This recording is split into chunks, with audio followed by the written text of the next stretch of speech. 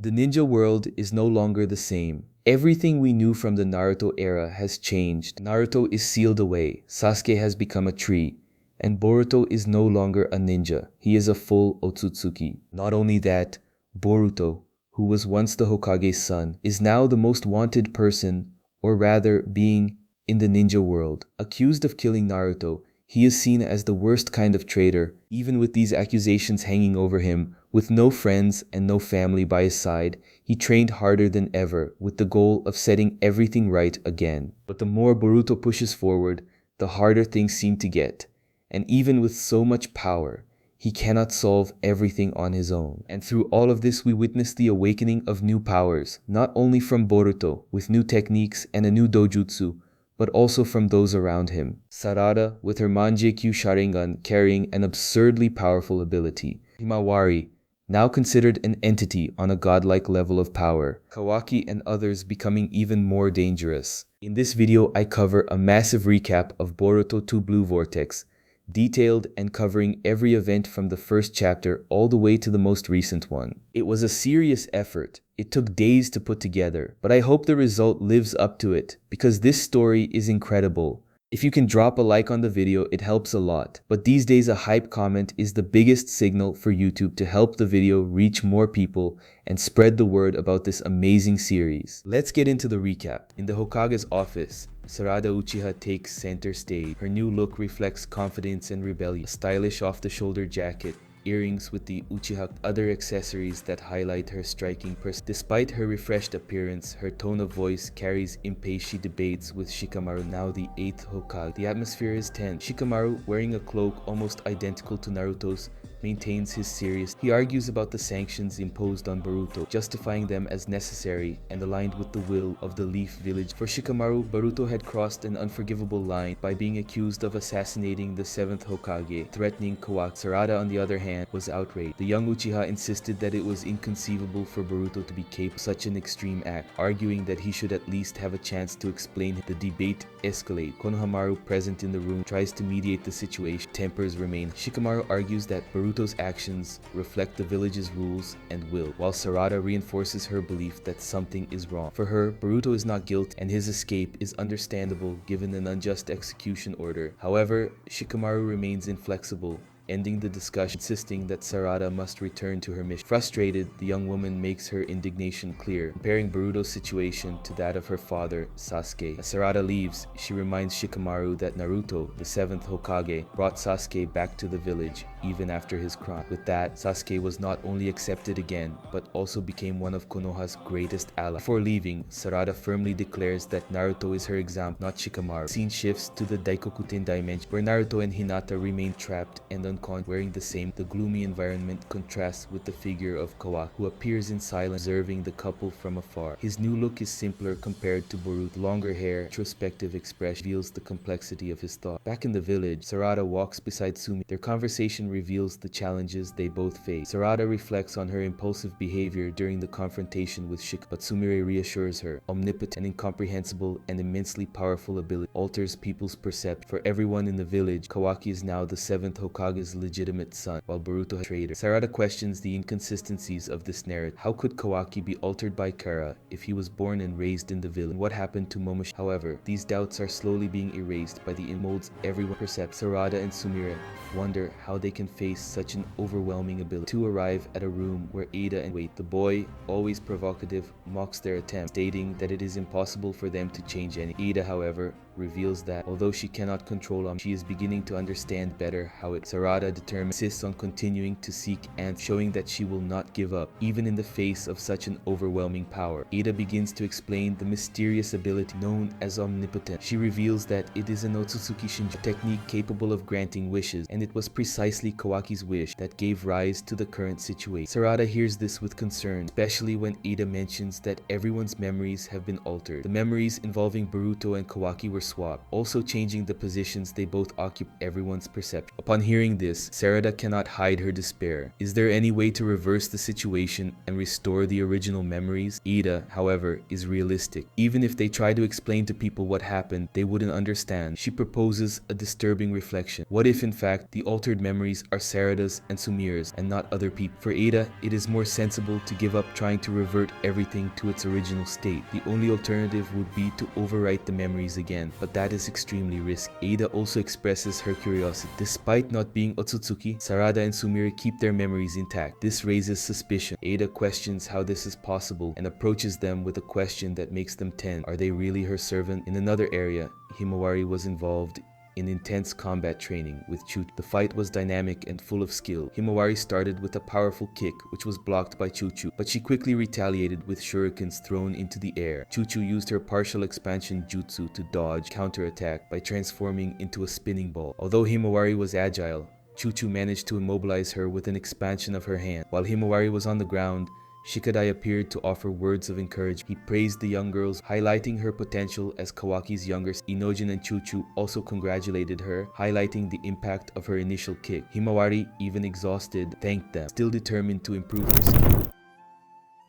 Himawari, sitting after training, was questioned by Inojin about her motivation for wanting to become stronger. After hesitating, she reluctantly admitted that she wanted to be useful to Boruto. Her companions reacted with surprise, considering his negative reputation in the village. Himawari, however, stated that Boruto, before her own eyes, had risked his life to protect both her and Naruto. The young girl also expressed her belief that her father was still alive, contradicting the official version. Meanwhile, Kawaki was busy locating and reducing the claw marks left by Code around the village. He used the power of Daikokuten to eliminate them, preventing them from being used against Konoha. During the process, he discovered a mark on the body of a ninja who had not noticed his presence. This visibly irritated him, and he demanded that Shikamaru gather all the ninjas involved in the search to check for other. Despite the effort, Kawaki showed growing frustration with Code's threat, who seemed to always be one step ahead. It wasn't long before the situation got out of control. A ninja named felt something strange, from which a mini-tailed bee created from the claw marks emerged. The creature attacked violently, spreading chaos and putting the village on high alert. Reports quickly reached the sensory tracking division, indicating that similar attacks were occurring in other parts of Shikamaru, acting as Hokage, ordered civilians to seek shelter and available ninjas to focus on containing the In the midst of the confusion, Kawaki intervened to save a woman attacked by a mini-tailed. He used his modified arm to repel the creature with a powerful blow, while ordering her to flee and follow the shinobi's instructions. However, the attacks did not cease, and the village continued to be gripped by panic. In the middle of the turmoil, Sarada appeared on. With a precise blow, she eliminated one of the mini-tailed, quickly assessed the situation. Observing the creatures, he realized that they were able to move between locations using their own claw marks as transportation. However, before she could formulate a plan, two more creatures emerged from a defeated mini-tailed beast. From the back of one of them,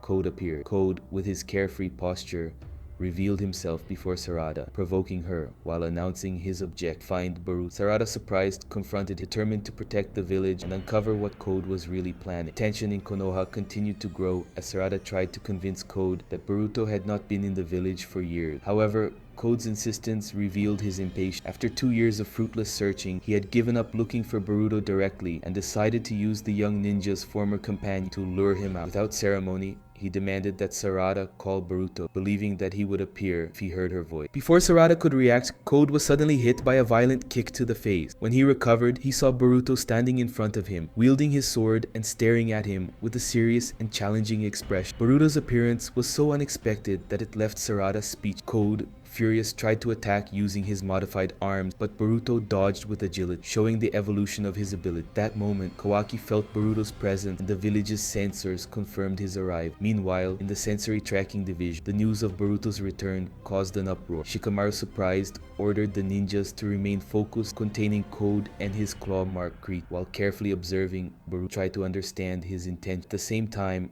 Ada, using her Senrigen, observed everything from afar, who murmured Boruto's name enigmatic. On the battlefield, Three creatures surrounded Sarada, while Boruto remained in front of her, facing Code with determination. The villain, visibly frustrated, provoked Boruto, mentioning Kawaki, showing that his search had finally reached a direct confrontation. The moment was marked by Boruto's serious expression, seemed ready to face any threat. In the next chapter, Kawaki finally confronts Boruto. He provokes him, questioning how someone who disappeared 2 years earlier could now threaten to spare his life. Boruto, however, maintains his firm posture, warning Kawaki to eliminate Code's creature while he still had a chance. The tension between the two is palpable, especially when Boruto suggests that he would not hesitate to go beyond what he had done before, alluding to the eye Kawaki lost. While Kawaki reacted with disbelief and sarcasm, Sarada watched everything, shocked by the change in Boruto's attitude. Before she could process the situation, Boruto asked her to prioritize protecting the civilians who were still in the village. Despite his apparent coldness, he showed concern for the safety of others, reinforcing his determination to solve the threat. Meanwhile, the battle against the claw-marked creatures continued in other areas of the village. Shikadai and Chocho fought side by side, using their abilities to contain the creature. Himawari, observing from the sky alongside, was impressed by the courage and strength of her companion. However, the creatures proved to be more treacherous than they, emerging unexpectedly from their defeated ally. Chocho was caught by surprise by an attack, but Inojin, mounted on his bird, saved her at the last moment, reprimanding her with irritation, showing concern. The battle in Konoha reached a new peak of intensity. Boruto back, tensions increased, and all eyes were on the imminent confrontation between him, Kawaki. Boruto's determination and the impact of his presence indicated that the battles to come would be decisive, not only for the future of the village, for the fate of everyone involved. As the battle for survival unfolded in the Konoha sky, Himawari and Inojin found themselves in trouble. One of the creatures, with a swift and brutal move, used its tail to destroy the bird that supported the two. Himawari began to fall, completely vulnerable. The creature, taking advantage of the moment, lunged towards her, determined to attack. Inojin screamed for her, but knew he wouldn't have time to save her alone. From below, Shikadai watched the scene helpless, till a powerful presence emerged at high speed. Kawaki. With impressive precision, he flew to the two, allowing Inojin to grab Himawari in the air. Meanwhile, Kawaki kicked one of the creatures with enough force to throw it far away. But to his surprise, the monster recomposed almost instant. No other choice, Kawaki joined the group formed by Inojin, Himawari, and the rest of Himawari, relieved, thanked her brother for saving her, but Kawaki, irritated, reprimanded her for continuing to call him bro. Before the conversation could continue, Shikadai warned about the difference of the creature fate. It was visibly stronger than the other claw-marked creature. Suddenly, the monster emitted a strain, almost as a harbinger of destruction. Another creature appeared beside it. This one attacked Kawaki with brutal force, smashing his face against the ground, cracking the surface. Shikadai screamed for Kawaki, but before he could help, the creature grabbed the young bird. A single Otsutsuki. Tension in the air was palpable. Shikadai quickly used his shadow paralysis jutsu, immobilizing the creature temporarily. He encouraged Kawaki to flee, but the boy, now activating the power of karma, responded with fury. The term Otsutsuki seemed to irritate him deeply, and he unleashed an explosion of energy that destroyed the creature. However, the victory was brief. From each defeated monster, new ones emerged, ready to continue the attack. The unique patterns on their face, like claw marks, were an unsettling reminder that the fight was far from. As chaos took over the village, Boruto, surrounded by his own claw-marked creatures, remained calm. Wielding his sword, he calmly analyzed the enemy's move. When one of the creatures advanced, Boruto reacted with impressive speed, delivering a precise blow that cut it from neck to rib. In a fluid movement, he sheathed his sword as the creature's pieces fell to the ground. Other creatures were quick to attack, but Boruto advanced with surgical precision, eliminating them one by one. His movements were so fast and lethal. When it was all over, the ground was covered with fragments of the monster. Code, observing from afar, was visibly irritated, but Boruto, serene, warned him about continuing the fight. Code, however, seemed to despise the creatures he had created, referring to them as mere disposable. Boruto in turn warned about the true terrors, mentioning their connection to the Ten-Tail, which left Code. Meanwhile, Sarada also faced tense battle. Using the Great Fireball, managed to defeat some creatures before engaging in close combat with her. Her movements were agile and precise, demonstrating how much she had evolved. Nearby ninjas were impressed by her skill, but she, indifferent to the praise, emphasized that the title of Genin or Jon mattered little on the battlefield. However, the danger proved even greater when one of the creatures,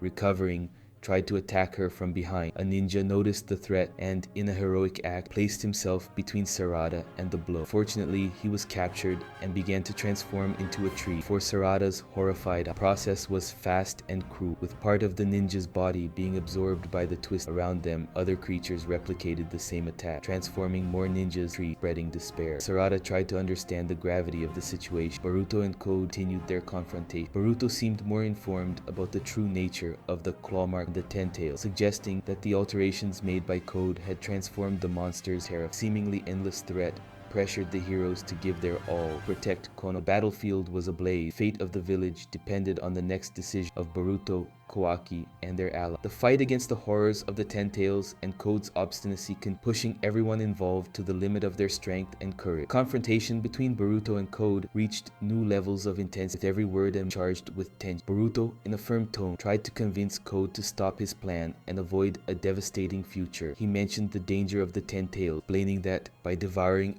the beast planted a seed that would give rise to the divine tree, destroying the planet. Despite the warning, Code remained confused and disbelieved, unable to fully understand Boruto's intent. Still, Boruto made his objective clear. He wanted to be taken to the 10 tails main body, but in return, he would spare Code's life. Koji, who was following the conversation, reacted with contempt, scoffing at the idea. To him, Boruto seemed completely insane. However, Boruto remained unwavering, showing confidence and tranquility as he declared that it would be easy to defeat him if necessary. Koji, overcome with irritation, prepared to attack. As he concentrated chakra in his hand, Boruto began to move slowly, enveloped in a growing flow of chakra. He formed a unique-looking Rasengan and named it Rasengan Uzuhiko. The energy of the attack was so intense that circles of chakra spun around him, foreshadowing something truly innovative. The tension increased. Code, who was following the scene, decided to intervene. Using his claw marks, he appeared behind Boruto and launched a sneak attack. With sharp reflex, Boruto quickly ducked, dodging while preparing a counterattack. He tried to hit Code with his chakra-infused hand, but Code managed to block the blow and launched a counterattack with his other hand. The fight became a precise and fierce exchange of blows, Boruto using his sword to block Code's attack.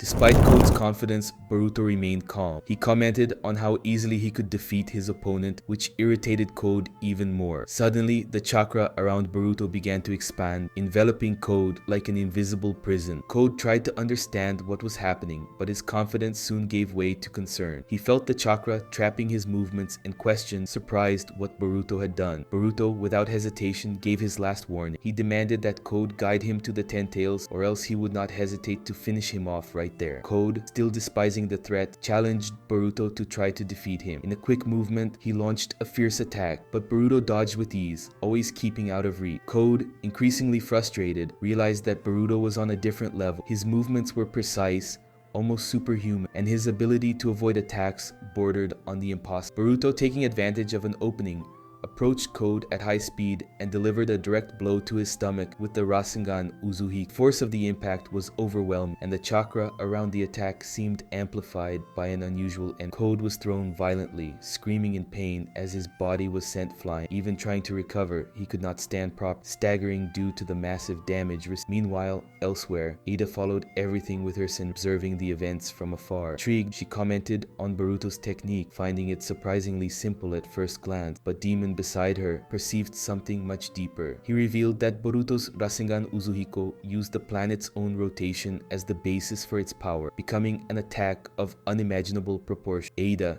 shocked by the explanation, could not believe what she heard. Boruto's technique transcended the ordinary, using planetary energy as a weapon. Demon in turn admired Boruto, while the battlefield remained in suspense. With Code defeated and the true strength of the Rasengan Uzuhiko finally revealed, the balance of the battle seemed to have shifted, but the impact of this new ability was yet to be fully understood. In the intense battle between Boruto and Code, the atmosphere was tense and charged with expectation. Code, visibly weakened and almost out of strength, barely stand. Despite his pathetic state, his mind still tried to process what Boruto had done. Everything around him seemed to spin chaotic as he struggled to understand what was happening. Boruto, demonstrating coolness and mastery of the situation, explained the devastating blow he had. The Uzuhiko, innovative technique that involved the planet's chakra, inflicting relentless damage. Boruto's merciless description of Uzuhiko's effect made it clear that Code's suffering endless until his life, just as the planet's rotation. Code, confused and disoriented, tried to get up, soon fell back to the ground, defeated both physically and mentally. Silence was broken by the arrival of Kawaki, who, without hesitation, attacked Boruto using his modified. Same moment, the Inoshikacho trio Himawari appeared on the bringing new tension. Himawari, concerned, called out to her brother, while Shikadai questioned Boruto about his presence in the Leaf Village and his interaction with Code. In the midst of the confusion, Code, still fallen, tried to summon his claw mark, create an escape route. However, Kawaki quickly dispelled the mark, demonstrating his determination to finish off the enemy. Shikamaru, through communication,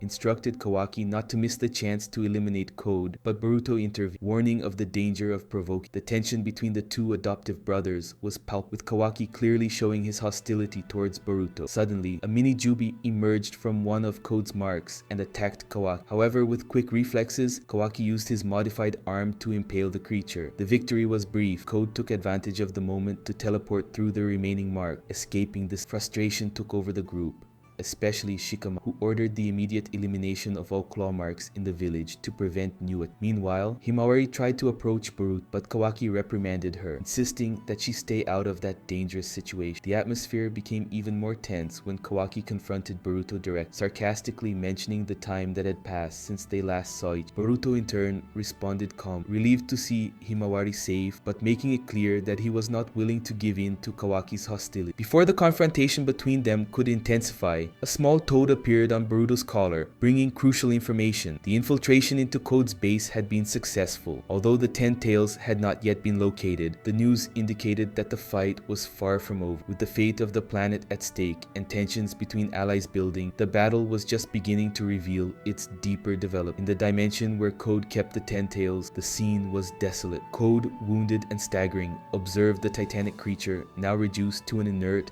and surprisingly smaller state. The mini Jubi was immobilized. Its imposing presence seemed to have disappeared along with much of its strength. Hidden among Code's rags, small toad watched intent, muttering to itself a confirmation that was indeed the 10-tail. Meanwhile, elsewhere, Boruto was informed about the situation. Without hesitation, he began to perform hand signs, demonstrating unwavering determination. He prepared to act, but not before murmuring a phrase that ended the chapter with an air of mystery. Very well, the tension in the Hokage's office was.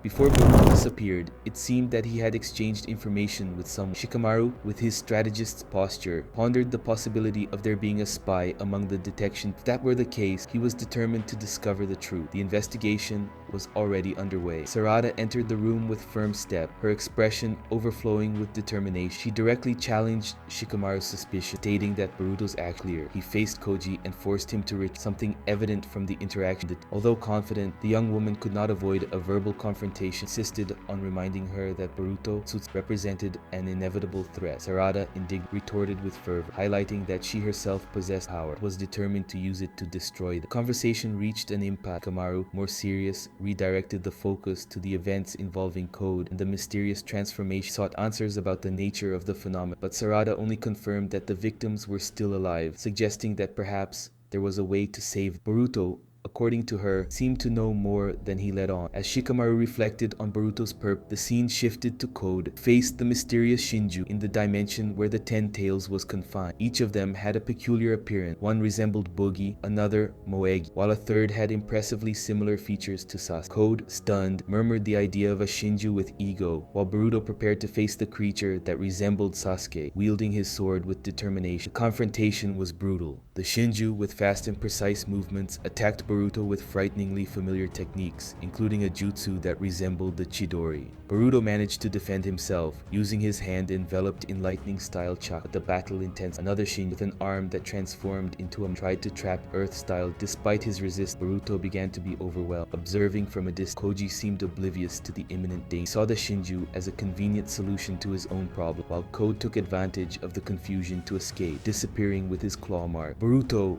furious, tried to stop him, but was warned by his toad ally about the need to retreat. Even under pressure, Boruto continued fighting the Shinju. One of them, appearing to be the leader, calmly observed, declaring that Boruto could not escape his fate. With a quick hand seal, Boruto disappeared using the Flying Thunder God Jutsu, reappearing in an isolated location, leaning against it. He looked at his scratched headband. Someone approached, warning him not to exert himself to the point of endangering the entire planet. Boruto, exhausted, responded with a tone of regret, admitting that he had acted in haste. The scene made it clear that the battle was just beginning, with the Shinju awakening and the fate of the world hanging over Boruto. In the devastating scenario of Boruto 2 Blue Vortex, events follow a line of increasing tension as new dangers emerge. After an intense clash, Boruto finds himself in the shadow of a giant tree, marked by Sasuke's sacrifice. Tree trunk displays the legendary ninja's trait, revealing that he had been transformed into part of Code's sinister claw mark plan. The fight against the enemy left marks not only on the battle, also on the hearts of the survivor. Kashin Koji, now a reluctant ally of Boruto, tries to prepare him for the inevitable confrontation. His firm posture and direct words reflect the gravity of the situation. Meanwhile, Boruto, still inexperienced, carries the weight of his master's expectation. The scene is filled with melancholy as Boruto approaches the tree where Sasuke is sealed, observing the sword the master wielded until the last. With determination, he picks up the weapon,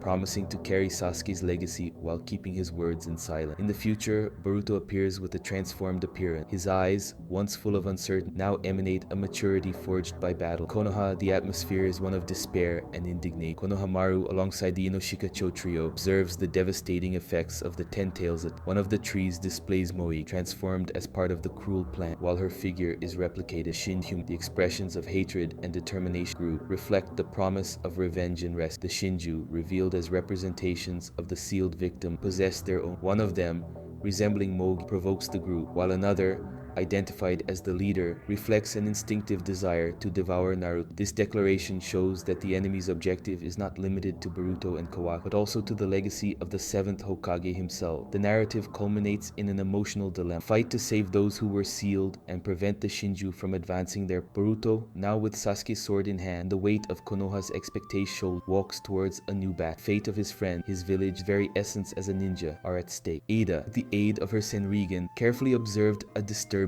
The figure of Matsuri, a mysterious being emanating a predatory instinct, drew her attention. Matsuri seemed to fix her target on Konohamaru Sarutobi, as if guided by an uncontrollable will. The Shinju leader, alongside Matsuri, encouraged this choice, as if feeling a growing connection with that. Among the Shinju, one of them, who resembled Sasuke, questioned its own existence, while another replied that such doubts were irrelevant, highlighting that instinct would guide them. Meanwhile, Ida continued to capture the unfolding event, reflecting on the terrible transformations people had suffered. The victims of Code's claw mark had become trees, and their chakras gave rise to the fearsome Shin. That moment, a buggy clone, who until then seemed harmless, approached Ada unexpectedly. He stared at her intensely, revealing that he had managed to observe everything through the sen. Surprised and uncomfortable, Ada dropped what she was holding, while Demon Cern tried to understand what had happened.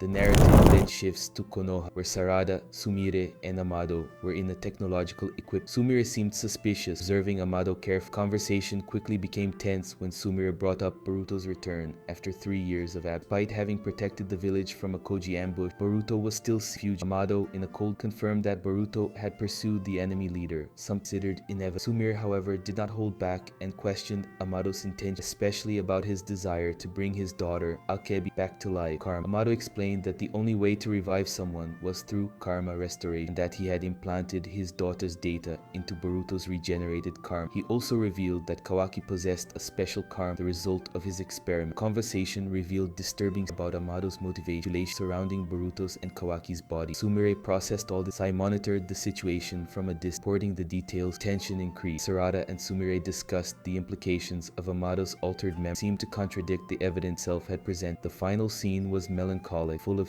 photo of the Uzumaki family rested in a frame, shattered glass, representing the devastating impact of recent events and the uncertain future that awaited the character. The tension intensifies as questions of identity, memory, and trust dominate the dialogues between the characters. Sarada reflects on the influence of omnipotence and how the manipulation of memories makes everyone in Konoha accept Kawaki as Naruto's legitimate son, ignoring even concrete evidence. Despite this, Sarada recalls the actions of her father, Sasuke, which were guided by trust in the true Boruto. Boruto appears unexpectedly, interrupting Sarada's and Sumire's reflection. He walks towards the two, declaring that Sasuke trusted him, even doubting his own memory. In a moment of emotion, Sarada runs to hug him, demonstrating her happiness at her friend's return. Sumire watches the scene in silence, while Boruto, touched, returns the hug and acknowledges that he has finally returned home. The chapter ends with a powerful message. The embrace is proof of memories that never change. Boruto is back in his master's name. In chapter 6, titled 3 Years. The focus shifts to Shikamaru, now leading Konoha as interim Hokage. He faces pressure from the village elders, who demand a definitive solution for considered a traitor. Furthermore,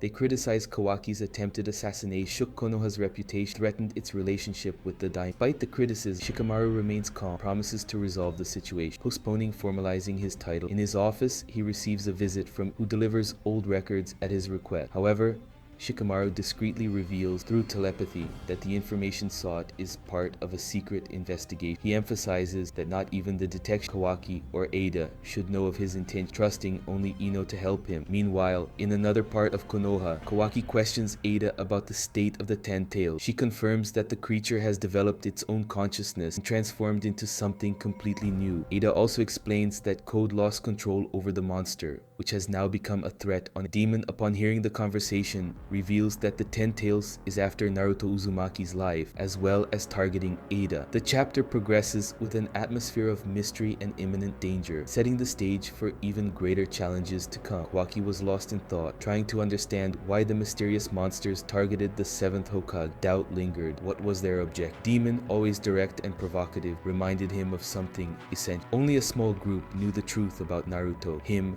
Ida, Boruto, and Sasuke. But with Boruto and Sasuke's criminal, any statement from them would be ignored. However, if the monsters attacked Konoha in search of Naruto, the carefully constructed lie by Kawaki exposed. Tension grew. Demon made no effort to aid, launching a veiled threat about his indifference. Kawaki's life. Ada, on the other hand, tried to soften, but the relationship between the three far from. Kawaki stood up, ignoring Demon's word, and announced his departure. He put on his jacket and determined left the place. On his way out, he crossed paths with Mitsuki, who calmly reaffirmed his mission to monitor Kawaki. The exchange was brief, but charged with tension, Kawaki showing his irritation at Mitsuki's persistence. Meanwhile, Boruto was reunited with Sarada, and the reunion was filled with emotion. Sarada, visibly nervous, was still processing the spontaneous hug she had given. Her thoughts were chaotic, full of doubts and unspoken feelings. Sumire, calmer, took the initiative to start the conversation, expressing her happiness to see Boruto after so long. The atmosphere between the three was a mixture of relief, Boruto showing a warm bond. The relax soon gave way to serious. Boruto revealed that his chakra was hidden, but his presence in Konoha would not go unnoticed for long. He had a purpose in returning. Talk about Sasuke. The news that Sasuke had been absorbed by the Ten Tails shocked Sarada and Sumire. Sarada tried to understand what that meant, while Boruto explained that Sasuke's sacrifice had been necessary to protect him. The pain in Boruto's voice was evident, and the weight of his master's loss was clear. In another corner of the village, Kawaki stopped abruptly, feeling something. He sensed Boruto's presence. Mitsuki, always attentive, noticed the change in Kawaki and confirmed his suspicion. A snake emerged from his arm, showing that Mitsuki was ready to act. Back to the trio, Boruto continued to explain. He revealed that the Ten Tails, creature destined to devour chakra and transform an Otsutsuki's into a divine tree, had changed somehow. Now it was evolving into a Shinji, something that shouldn't happen. Sumire and Sarada were incredulous at the revelation, trying to assimilate what all. Meanwhile, Mitsuki mentally contacted Shikamaru to inform him of Boruto's presence in the village. Shikamaru, surprised, questioned how Boruto had managed to hide his chakra. Mitsuki explained that Boruto was south of the village and warned of the possibility of an imminent confrontation between Kawaki and Boruto. The urgency of the situation was palpable, and Mitsuki was determined not to let Boruto escape again. The tension increased. Kawaki, unconscious on the ground after being bitten by Mitsuki's snake, showed how serious Mitsuki was. He acted quick, forming Shikamaru and ensuring the situation was controlled. Back to the conversation, Boruto mentioned Koji, a mysterious figure, and associated his actions with the Ten Tails transformation. Sarada, confused, tried to understand better, but the complexity of the situation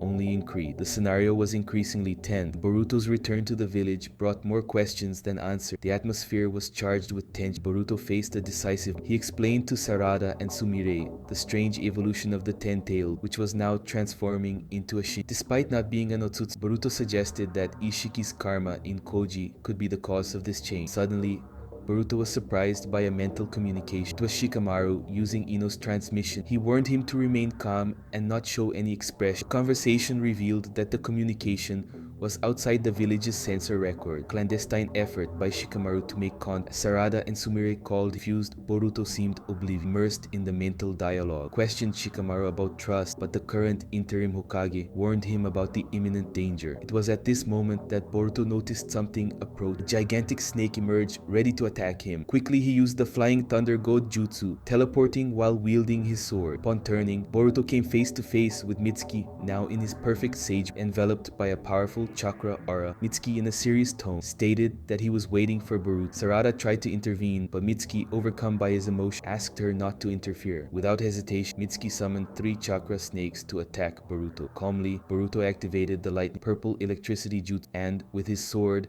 cut through the attack. Mitsuki, determined, used the hidden shadow snake, making snakes emerge from the ground. Boruto, attentive, jumped before being hit, observing the ground around him being destroyed. In the air, he faced Mitsuki with determination. Boruto told Sarada that he would save his master and everyone who had been transformed into tree. He then quickly sped away. Sarada tried to call him, but Boruto was already out of reach. Mitsuki, observing his former companion's escape, seemed conflicted but continued his pursuit. While flying through the forest, Boruto re-established mental contact with Shikamaru. He criticized Mitsuki's interference and accused Shikamaru of prioritizing his position as Hokage. Shikamaru's response was pragmatic. Konoha and the Land of Fire had decided to eliminate Boruto, and he needed to act cautiously, even if it meant letting Mitsuki act. Shikamaru then shared an unsettling theory. Everyone's memories might have been manipulated, reversing the roles of Boruto and Kawaki. Boruto, shocked by the possibility, landed in a dense forest. He ensured he was far enough to escape Kawaki's detection. However, before he could move on, he was surprised by one of Mitsuki's. Looking back, he saw his former companion approaching at high speed, the alien sage. The atmosphere became even heavier. Boruto prepared for the inevitable confrontation, declaring that it would not be an easy battle. Mitsuki advanced with determination, while Boruto, firm, prepared to face the friend who had now become an adversary. The chapter ended with the clear message: the battle between Boruto and Mitsuki, 2 former allies, was about to begin, and there would be no way to avoid the confrontation. Chapter 6 of Boruto, 2 Blue Vortex, concludes with an intense and emotionally charged confrontation between former allies. The narrative delves into Mitsuki, who, enveloped in conflicting feelings, begins the next arc with a beautifully drawn cloak. The aqua green tone and details reminiscent of snakeskin texture capture Mitsuki's essence and his connection to serpentine nature. The chapter's title, The Sun's Whereabouts, reflects Mitsuki's dependence on his moon and the sun that guides him, elements that symbolize his deep emotional connection with Kawaki and Boruto. In an introspective reflection, Mitsuki recognizes that his existence and brilliance depend on another, the sun that illuminates the darkness in which he lived. Kawaki, for Mitsuki, is the reason for his struggle and his survival. The narrative quickly shifts to the battle, where Mitsuki, in his sage, attacks Boruto with ferocity. Boruto, demonstrating surprising control, responds calmly, throwing shurikens that Mitsuki neutralizes with snakes summoned from his chakra. The exchange of blows intensifies, Mitsuki summoning new snakes that destroy the ground in rapid explosion, forcing Boruto to retreat. In a strategic maneuver, Boruto uses the Flying Thunder God Jutsu through a previously thrown shuriken, appearing behind Mitsuki. He tries to talk, but Mitsuki maintains his determination, stating that he himself will now be Boruto's adversary. Meanwhile, Shikamaru, observing from a distance, explains the situation. Mitsuki used his snake venom to incapacitate Kawaki, trying to avoid a direct confrontation with Boruto and prevent him from manifesting his Otsutsuki side. The fight, however, seems inevitable. Mitsuki demonstrates his understanding of Boruto's strength, acknowledging that he surpassed Kawaki, even defeated Kodo. Despite this, Mitsuki believes he needs to intervene, even if it costs him his life. His dedication and sacrifice are evident as he summons multiple sages, each accompanied by giants made of chakra, which advance against Boruto at high speed. Boruto, though pressured, maintains his composure. He dodges attacks while the surrounding forest is devastated by the destruction caused by the aerial scene. Highlights the impact of the battle, trees being knocked down and the terrain completely altered. Boruto, with his sword infused with lightning-style chakra, eliminates Mitsuki's clones one by one, moving with impressive agility. As the dust of battle begins to settle, Mitsuki, still determined, advances against Boruto with renewed intensity. The gaze of both reveals that there is no room for hesitation. The fight between the 2 former companions is just beginning. The emotional weight of this confrontation promises to leave deep marks on both. The chapter ends with the promise of an unforgettable unforgettable battle, and the reminder that alliances and bonds can be tested in the most difficult. The conflict between Boruto and Mitsuki marks the beginning of a new phase where the confrontation between past and present determine the fall. In the heat of combat, Boruto and Mitsuki reach the climax of their fight with powerful lightning style. Mitsuki summons the lightning snake, Jutsu, while Boruto counterattacks with the light. The energies collide in the air, creating an explosion of sparks and a rapidly dissipating dust cloud. Amidst the chaos, Boruto advances and in a precise move presses his sword against Mitsuki's neck, but stops the attack before completing the blow. Recognizing defeat, Mitsuki deactivates Sage. He seems torn between admiration and frustration, while Boruto remains calm, uttering words that seem more like deep reflection provocation. The air feels heavy with the weight of the confrontation, not only physical but emotional. Boruto observes Mitsuki with an expression that mixes compassion and firmness, mentioning the role Kawaki plays in Mitsuki's heart, like a sun that gives meaning to his existence. Mitsuki's silence is broken by a mixture of incredulity and hesitation. He tries to understand Boruto's word, but seems reluctant to accept what he hears. In an act of desperation, Mitsuki summons a snake that wraps around Boruto, trying to reassert his strength. However, Boruto remains unyielding, continuing to provoke Mitsuki, suggesting that his obsession with Kawaki has blinded him to the light he himself possesses. Mitsuki reflects on these words. Shikamaru, observing from afar, does not hide his astonishment at Boruto's ability to understand his opponent's feelings. Mitsuki finally dispels his summoning and faces Boruto with a mixture of confusion and curiosity. Boruto's revelation that Naruto and Hinata are alive leaves Mitsuki, Shikamaru, and Ino stunned. The idea that their memories were altered by Kawaki's omnipotent ability begins to unfold, bringing more questions than answers. Elsewhere, Ada and Demon find Kawaki unconscious but slowly waking up. The tension increases as Kawaki tries to understand what happened and the role Mitsuki played in his momentary defeat. At the same time, Boruto explains to Shikamaru about the altered memory and suggests that they have had this conversation before, implying that the cycle of events repeats in a mysterious way. The narrative ends in a moment bent, with Shikamaru trying to assimilate Boruto's words and Kawaki regaining consciousness under Ada's watchful eye. The pieces of the puzzle begin to align, but the true meaning of omnipotence and its effects still hangs as an unsettling mystery. The atmosphere was tense, with the fight between Boruto and Mitsuki stagnant. Moment of reflection. Boruto, after a quick confrontation, placed his sword against Mitsuki's neck, but stopped before delivering a fatal blow. The air was heavy, as if the combat itself had transformed into a silent dialogue between the souls of the two friends. Mitsuki, recognizing defeat, withdrew his sage mode and observed Boruto with an expression difficult to decipher. Boruto, with an unsettling calm, began to speak about a concept that seemed to be beyond any comprehension: omnipotence. He explained that the distortion of fact caused by Kawaki was an inevitable consequence of this force that altered people's memories, causing the truth to be forgotten over time. Shikamaru's and Ino's minds were attentive, but the concept seemed Boruto seemed to have accepted his part in this distorted plot, and although he recognized that there was no going back, he still believed that the conflict with Kawaki would persist, regardless of the rewritten memory. Shikamaru, always pragmatic, suggested that if he were in Boruto's position, he would make a more drastic decision, kill Kawaki. But Boruto, with a distant expression, replied that although Kawaki wanted his death, he could not simply succumb to violence. He revealed a sense of powerlessness by admitting that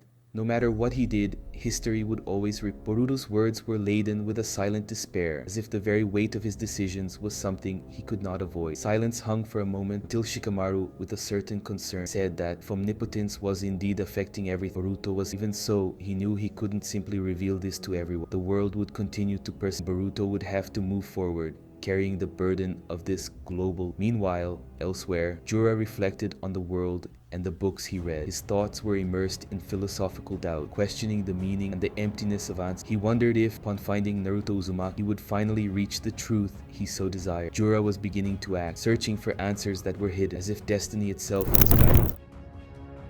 Chapter continued with an abrupt transition to a new scene where Boruto, with renewed confidence, stated that he was Mitsuki's son. His words, charged with a symbolic light, deeply touched the heart of his former teammate, who began to understand the depth of those words. Ada, observing the scene, reflected on the intensity of them, seeing something insane and beautiful at the same. Kawaki, who had joined Delta, seemed indifferent to what was happening. He didn't care what Ada thought, but was determined to follow her orders. Meanwhile, Demon remained silent, observing everything with a slight expression of indifference. Ada, for her part, was more attentive, noticing that Boruto and his allies were moving away, heading towards the forest where the final confrontation might occur. Delta and Kawaki flew quickly towards the location indicated by Ada. During the flight, Delta made a joke about Ada's relationship with Kawaki, suggesting that the situation could become even more complicated, but Kawaki, with characteristic cold, stated that once everything was resolved, he would handle the situation. The scene then shifted to the forest, where Boruto and Shikamaru continued to discuss the imminent threat Kawaki posed. Boruto explained that Kawaki, now self-aware, beginning to transform into something much more dangerous, an entity capable of consuming planetary life. Shikamaru, alarmed, asked if the planet was already doomed, but Boruto reassured him, saying it wasn't the end yet, but if both of them were consumed by this power, the planet would succumb to the transformation process, generating the chakra fruit and dooming Earth. Boruto's words were clear, but the tension in the air was palpable. The future seemed uncertain, and the weight of destiny began to fall upon everyone involved. The atmosphere was tense, and Ino watched, astonished, as Shikamaru reflected on the recent phenomenon involving Moegi Kazamatsuri. The information was concerning. She, from Team 10, had been devoured by Tsumeyaka and transformed into a tree, just like other both men and women. The repetition of the incident raised questions about what was actually happening. Boruto, serious, quickly explained that this being fed on the victim's chakra to stay alive, although he still didn't know for sure the purpose of this act. Shikamaru, always attentive, wanted to know more, but before he could get more answers, he was interrupted by a sensory team's communication, bringing a message from Kawaki. Kawaki's urgent tone was clear. Boruto had been located south of the village, and the team was preparing to approach. The situation was becoming increasingly imminent. Shikamaru, with his usual pragmatism, suggested that they should not act rash. They were dealing with someone with significant ability, and it would be better to wait for proper support. Kawaki, however, impatient, did not share the same caution, and a confrontation with Boruto seemed inevitable. Soon the scene shifted to the forest, where Boruto, hearing the conversation, used the flying thunder god Jutsu, disappearing before Kawaki could even sense his presence. Kawaki and Delta's frustration palpable, but the search continued unsuccessful. Meanwhile, Ada and Demon watched, Ada reflecting on the situation. When Mitsuki arrived at the house where they were, the exchange of words between him and Ada revealed a more personal and introspective side of the young ninja. Mitsuki, always enigmatic, shared his own reflection on what he felt, especially after meeting Ada. The conversation, initially tense, softened as he recognized the complexity of human feelings, something he had not fully understood until then. Meanwhile, Demon remained silent, observing the dynamic between the other two. Ada, with her penetrating gaze, questioned Mitsuki about it, soon understood that he was just trying to understand himself. Mitsuki's dilemma was clear. He, an artificial being, discovering himself as experiencing passion for the first, something that had been indifferent to him before. Ada, in turn, reflected on what Boruto had said, and a desire to reconnect with him formed in her mind. The conversation, which seemed trivial at first glance, ended up revealing deep layers of motivation, both in Mitsuki and Ada. The scene concluded with Ada, thought, wishing for a new encounter with Boruto, as if something was still something she could understand. At that, the scene unfolds in the forest, where a claw-marked creature runs, leaving a trail of destruction wherever it goes. Jura and Hidari, two mysterious individuals, are in full communication, preparing for an Jura, with a cold calm, positions himself strategically, using a cube to observe the environment around. He seems confident, giving instructions for Hidari to continue in the correct direction. Soon, both move quickly, peering at the entrance. Meanwhile, elsewhere in the village, Aino questions Shikamaru about the veracity of Boruto. Shikamaru, always serious, responds cautiously, asking that the information be kept confidential, regardless of opinion. Aino's unease is palpable, but she respects Shikamaru's guidance, who is soon interrupted by an urgent communication. Outside, two invaders approach the village, one of them identified as Uchiha Sasuke. The situation begins to intensify as Jura and Hidari advance towards Konoha's gate. Sarada, seeing the invaders approach, murmurs her father's name with concern. Hidari and Jura begin to question the location of Uzumaki Naruto, while a group of ninjas prepares to intercept them, questioning their intention. Kamaru, in response to the threat, follows protocol, ordering the evacuation of the population, while a new communication arrives, now from Ada, who reveals crucial information about the invaders. She identifies them as beings derived from the ten-tailed Jupe, now with self-awareness, hostile. The revelation further increases the tension in the air. The ninjas who tried to stop the invaders are brutally defeated, their lives cut short with the deadly precision of their weapon. Jura, with a look of interest, observes the scene, notices an old bookstore to his left, which he does not hesitate to explore. Hidari, following in his footsteps, continues his search for Uzumaki Naruto, while Jura seems to glimpse something greater on the horizon. The peace that seemed to dominate the city shatters with the arrival of Kawaki, who, determined to confront the invaders, launches a merciless attack on Hidari. Ada quickly arrives to support Kawaki, but both are surprised by Jura's ability, who stops Kawaki with overwhelming force. He deflects his blows with ease,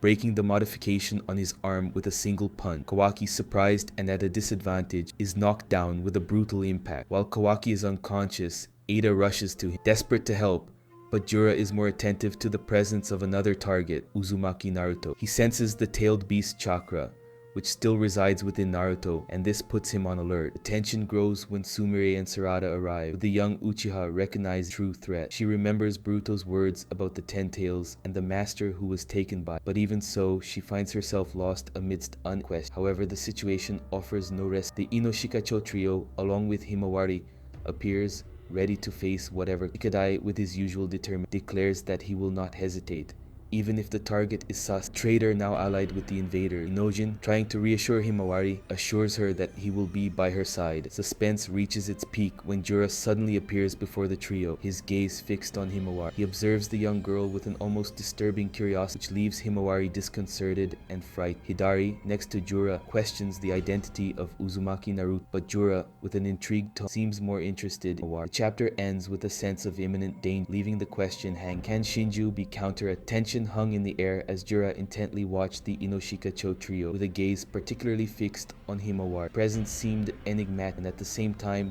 unsettling. He analyzed the situation without rushing to act. Himawari, in turn, was visibly confused, not understanding what was happening. Nojin, always protective, positioned himself in front of her, ready to defend her at any cost. Shikadai calmly and seriously communicated with the sensory unit, warning about the presence of the invaders. He mentioned that, although there were no signs of Sasuke, the situation required immediate reinforcement. Jura, then breaking the silence, questioned the invaders' motivation for being in such a remote place. Taking a book from his chest, he made an intriguing observation about Shikadai, recognizing him as the current Hokage's son. Shikadai, disconcerted, responded firmly, asking if Jura had a message for his father. Jura, however, kept his focus on another matter. He revealed that his true interest was in Naruto Uzumaki's trail, and that, despite not finding him there, something else had caught his attention: the Nine Tails reaction emanating from Himawari. Jura's words shocked everyone, with Inojin questioning what that meant, while Chuchu expressed her distrust of the strange invader. Himawari, paralyzed by confusion and fear, was suddenly captured by trees that emerged from the ground. Team 10's reaction was Shikadai used his shadow imitation to prevent the trees' advance, free Himawari, while Inojin quickly summoned a chameleon to pull her. Chuchu, with her partial expand, managed to catch her before she fell. Jura observed with the group's skill and coordination, highlighting Team 10's effect, uniting without saying a word. However, Jura was not there. He made it clear that his only objective was to capture Uzumaki, and that if Team 10 resist, they would face the tension increase. Shikadai, concerned about everyone's safety, contacted by, quickly explained the situation, revealing that the invaders were after Himawari, probably due to the Nine Tails. Meanwhile, the scene shifted to Kawaki, who was unconscious, with Ada trying to revive him. Amato's presence, observing from afar, indicated that something else was happening. He murmured, clearly concerned about Jura's figure. The story was unfolding towards an imminent confrontation. In a new scene, in a rocky location reminiscent of Orochimaru's hideout, Boruto firmly held the karma mark. Kashinkoji beside him informed him that the invaders had initiated their act. Boruto, determined, activated the Flying Thunder God Jutsu, ready to move quickly towards the lead. Back in the village, Shikadai, with a serious expression, questioned Jura about his true objective. Jura confirmed that they were, in fact, following Naruto's trail, but that now his attention was focused on the Nine Tails chakra emanating from Himawari. The mystery surrounding the connection between Himawari and the Nine Tails deepened, leaving everyone even more apprehensive about what was to come. The scene was tense and full of mystery. Shikadai, wide-eyed, tried to process what Jura had just said. The Nine Tails chakra emanated from Himawari, something he would never have imagined. It was a revelation that shocked him, as he knew the Nine Tails should be extinct. Himawari, completely lost, didn't understand what was happening, and just repeated the name of the nine-tailed beast, not knowing the reason for such a connection. Inojin, noticing his friend's unease, tried to calm her, believing that it was all just a mistake or misunderstanding by the invader. Jura, coldly, maintained his position and revealed that, despite also being surprised by the situation, they needed answers. He wasn't there to talk, but to find the truth, and the only way to do that would be by devouring Himawari. The trio of ninjas was stunned by the declaration, especially Shikadai couldn't believe Jura's word, but even in shock, the tension only increased as Jura took a step forward, advancing towards. Meanwhile, in Shikamaru's office, nervousness took over. He received an urgent report about the invaders' location, and upon turning to the person calling, was surprised by a toad that connected with Imanaka. The news was alarming, Boruto had entered the Leaf Village. A sense of urgency hung in the air. Shikamaru knew the situation was about to intense. Elsewhere, Kawaki woke up, still tired, but soon felt the pressure of his own regeneration ability. Ada, with relief, gently reprimanded him, but soon he noticed something strange, a sense of presence, something that shouldn't be there. His suspicion increased. Boruto, observing the scene from atop a roof, analyzed the debris left by Jura's attack. The wood-style jutsu was unmistakable. He knew it could only be the invader's work. Toad, accompanying him, confirmed his suspicion. Boruto became even more alert. Then, a direct communication from Shikamaru interrupted his thought. Team 10's leader quickly explained the situation, mentioning that the invaders were after Himawari and that it had to do with the Nine Tails chakra. Boruto, surprised and confused, asked more about the meaning of this revelation. The situation became even more complicated when Kawaki, now aware of Boruto's presence, confronted him. The atmosphere between the two grew more tense, Kawaki questioning Boruto about his objectives and about the mysterious attacker. Boruto, irritated, tried to warn him about the true danger, but Kawaki, with his usual contempt, accused him of being the Leaf Village's true end. The dialogue between them, charged with resentment and distrust, only increased the feeling that something bigger was at stake. The tension between the two intensified, with Boruto suggesting they go together to face the invader, while Kawaki, furious,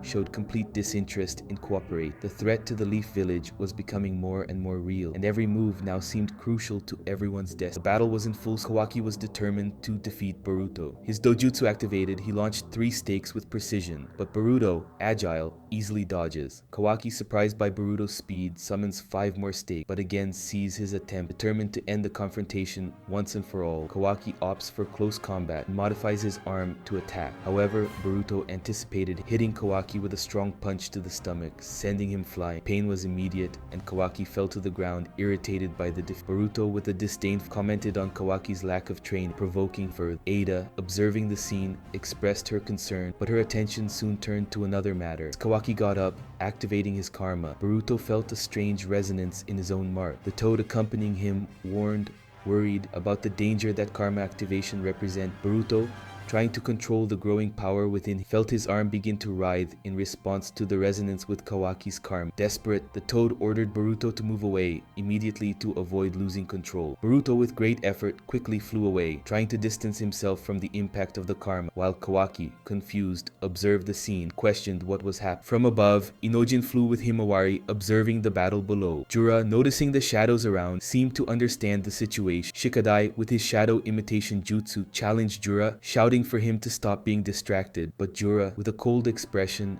responded only with a sigh of disappointment. Without wasting time, he began to form a tailed beast bomb, Bijudama, from his eye.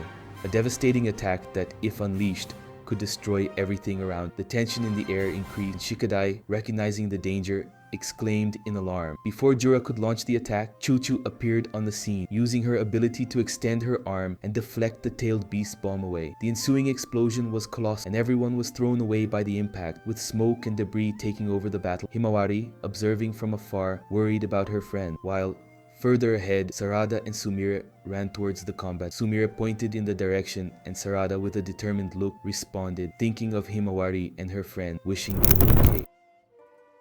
In the field, Shikadai began to get up, while Inojin received an urgent message to rescue Shikadai. He immediately used his bird to fly and help his friend, while in the distance, Hidari questioned Jura about the Jura calmly explained that the target was Himawari, and although it seemed they were rich, he believed their resistance hid some. Curiosity about what motivated them to act like this increased, making this information even more valuable. Shikadai, with a calculating look, suggested that as long as Himawari was with them, they wouldn't need to worry about another destructive attack from Jura. Chuchu also suggested it would be better to move away from the village, an idea that was quickly accepted. However, Himawari, with a resolute look, asked to be left anywhere, decided to flee alone. Inojin, surprised, immediately objected. Shikadai also tried to convince her that fleeing alone was possible given the danger, but Himawari, with a somber expression, warning that if they continued that way, everyone would be at risk, suddenly mysteriously disappeared, reappearing in another location, sitting calm. Her eyes were empty, as if in a murmured to herself, not knowing for sure what was happening. Behind her, something surprising, a miniature of the Nine-Tails fox appeared, smaller than Himawari,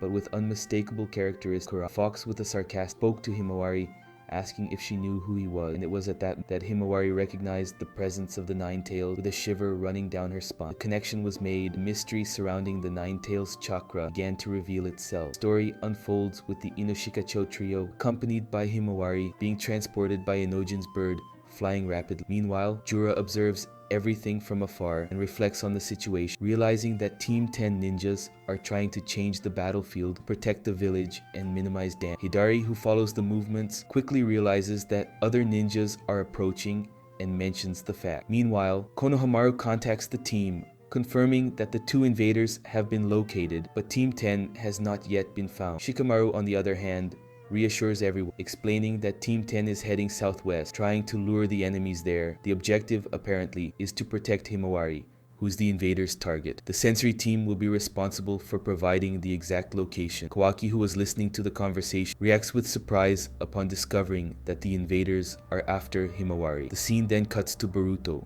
who is in a house, hidden on the balcony, trying to control the karma that begins to take over his body. He struggles to remain calm and control the situation, but the toad accompanying him is visibly worried. Meanwhile, Shikamaru gives clear instructions to Kawaki, asking him to go to the location without worrying about Boruto. Seems to be a problem. Kawaki, irritated and impatient, prepares to leave immediately, Ada running after him, demanding that he not leave her behind. Boruto, in turn, focuses on his own problem, trying to maintain control over the karma in his body. Although he seems to have a minor accident, he tries to calm down and convince himself that he won't have problems if he rests for him, while the toad watches in silence, increasingly concerned about the situation. At the same time, Hidari confronts the nearby ninjas and questions Jura about his intention. Jura, with a tone of indifference, responds that his plans are to go after Himawari and quickly flies away, paying no attention to the others. One of the ninjas, in turn, observes that Jura is fleeing. Konohamaru takes the lead, instructing the team to head southwest, as Jura is clearly going after Himawari. But before they can advance, Hidari suddenly appears in front of Konohamaru and the ninja, blocking the way.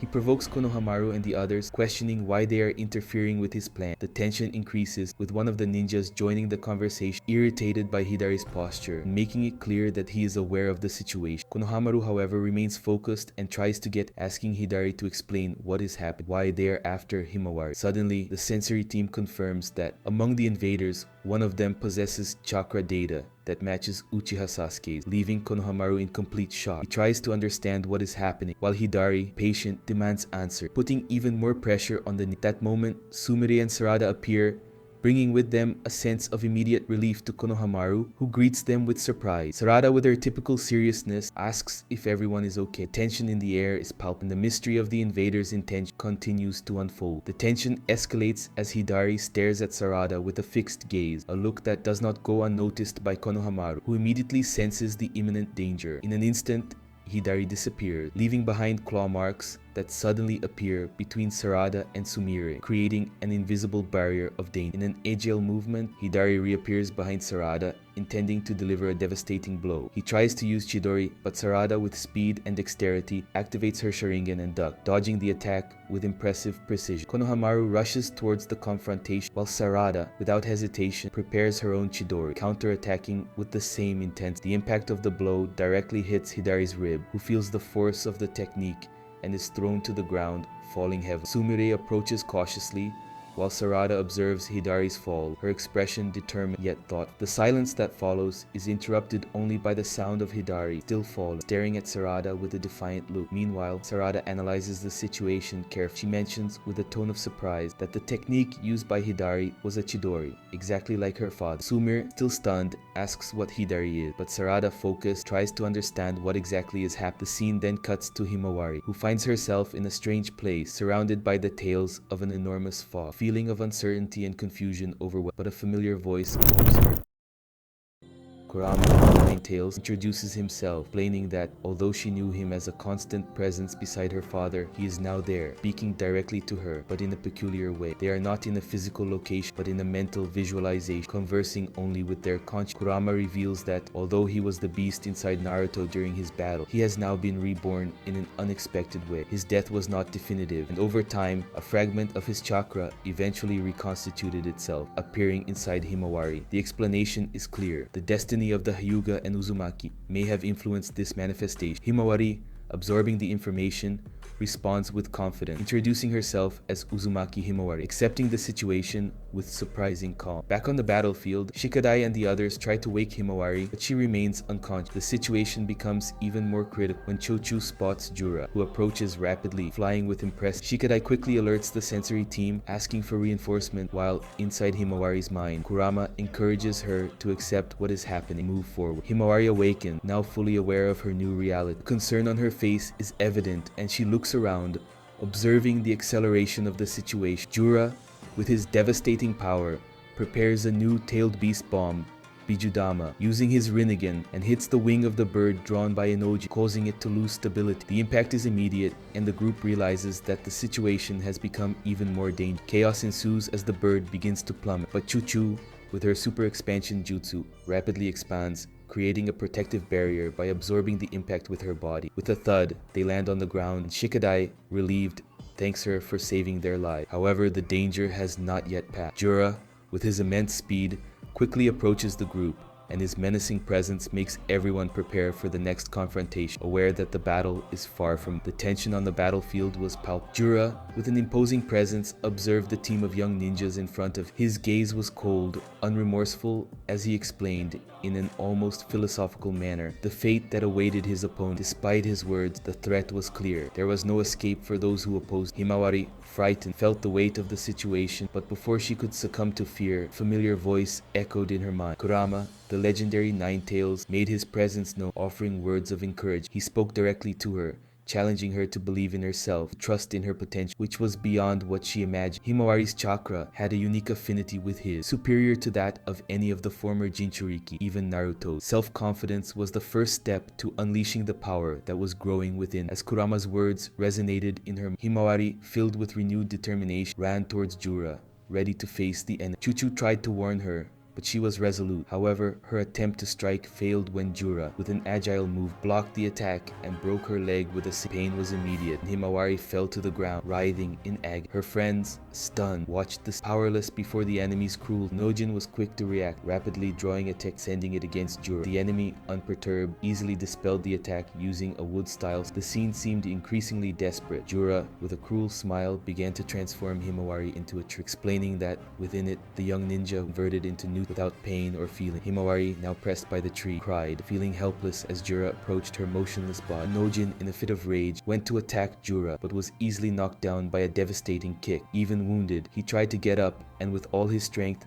tried to grab Jura's foot, begging him to release Himawari. Jura, with a look of contempt, paled Inojin with a wood-style technique, piercing his body with a piece of wood. The scene was horrifying. Himawari, unable to react, watched the act with horror in her eye. Inojin's body fell lifeless to the ground, and his eyes lost their light. Chuchu's desperate scream echoed across the field as she witnessed her friend's death. Himawari, consumed by sadness, began to cry even more, feeling helpless and unable to protect those. Jura, seemingly fascinated by Himawari's reaction, commented on what he called aesthetic, as if he was seeing something beyond a simple battle. It was then that something extraordinary happened. An explosion shook the spot where Himawari was trapped, and when the smoke cleared, a surprising sight appeared before everyone's eyes. Himawari, now transformed, displayed a radically different appearance. Her hair was divided into 9 parts, like tails, and her eyes, ordinary, now glowed with Kurama's power. Her posture had changed. She was wilder, fiercer, as if a new force had been unleashed within her. Himawari, with a serious and determined expression, stared at Jura, her voice filled with a strength she had never demonstrated. Kurama's power pulsed through her, and the transformation was clear. Chuchu and Shikadai, surprised, called her name. Himawari was beyond any doubt or hesitation. She was ready to fight, and Jura, who until then seemed unbeatable, now faced an unexpected force. Jura, with a slight smile of surprise, thought to himself, intrigued by the radical change he had just witnessed. He knew the battle had turned.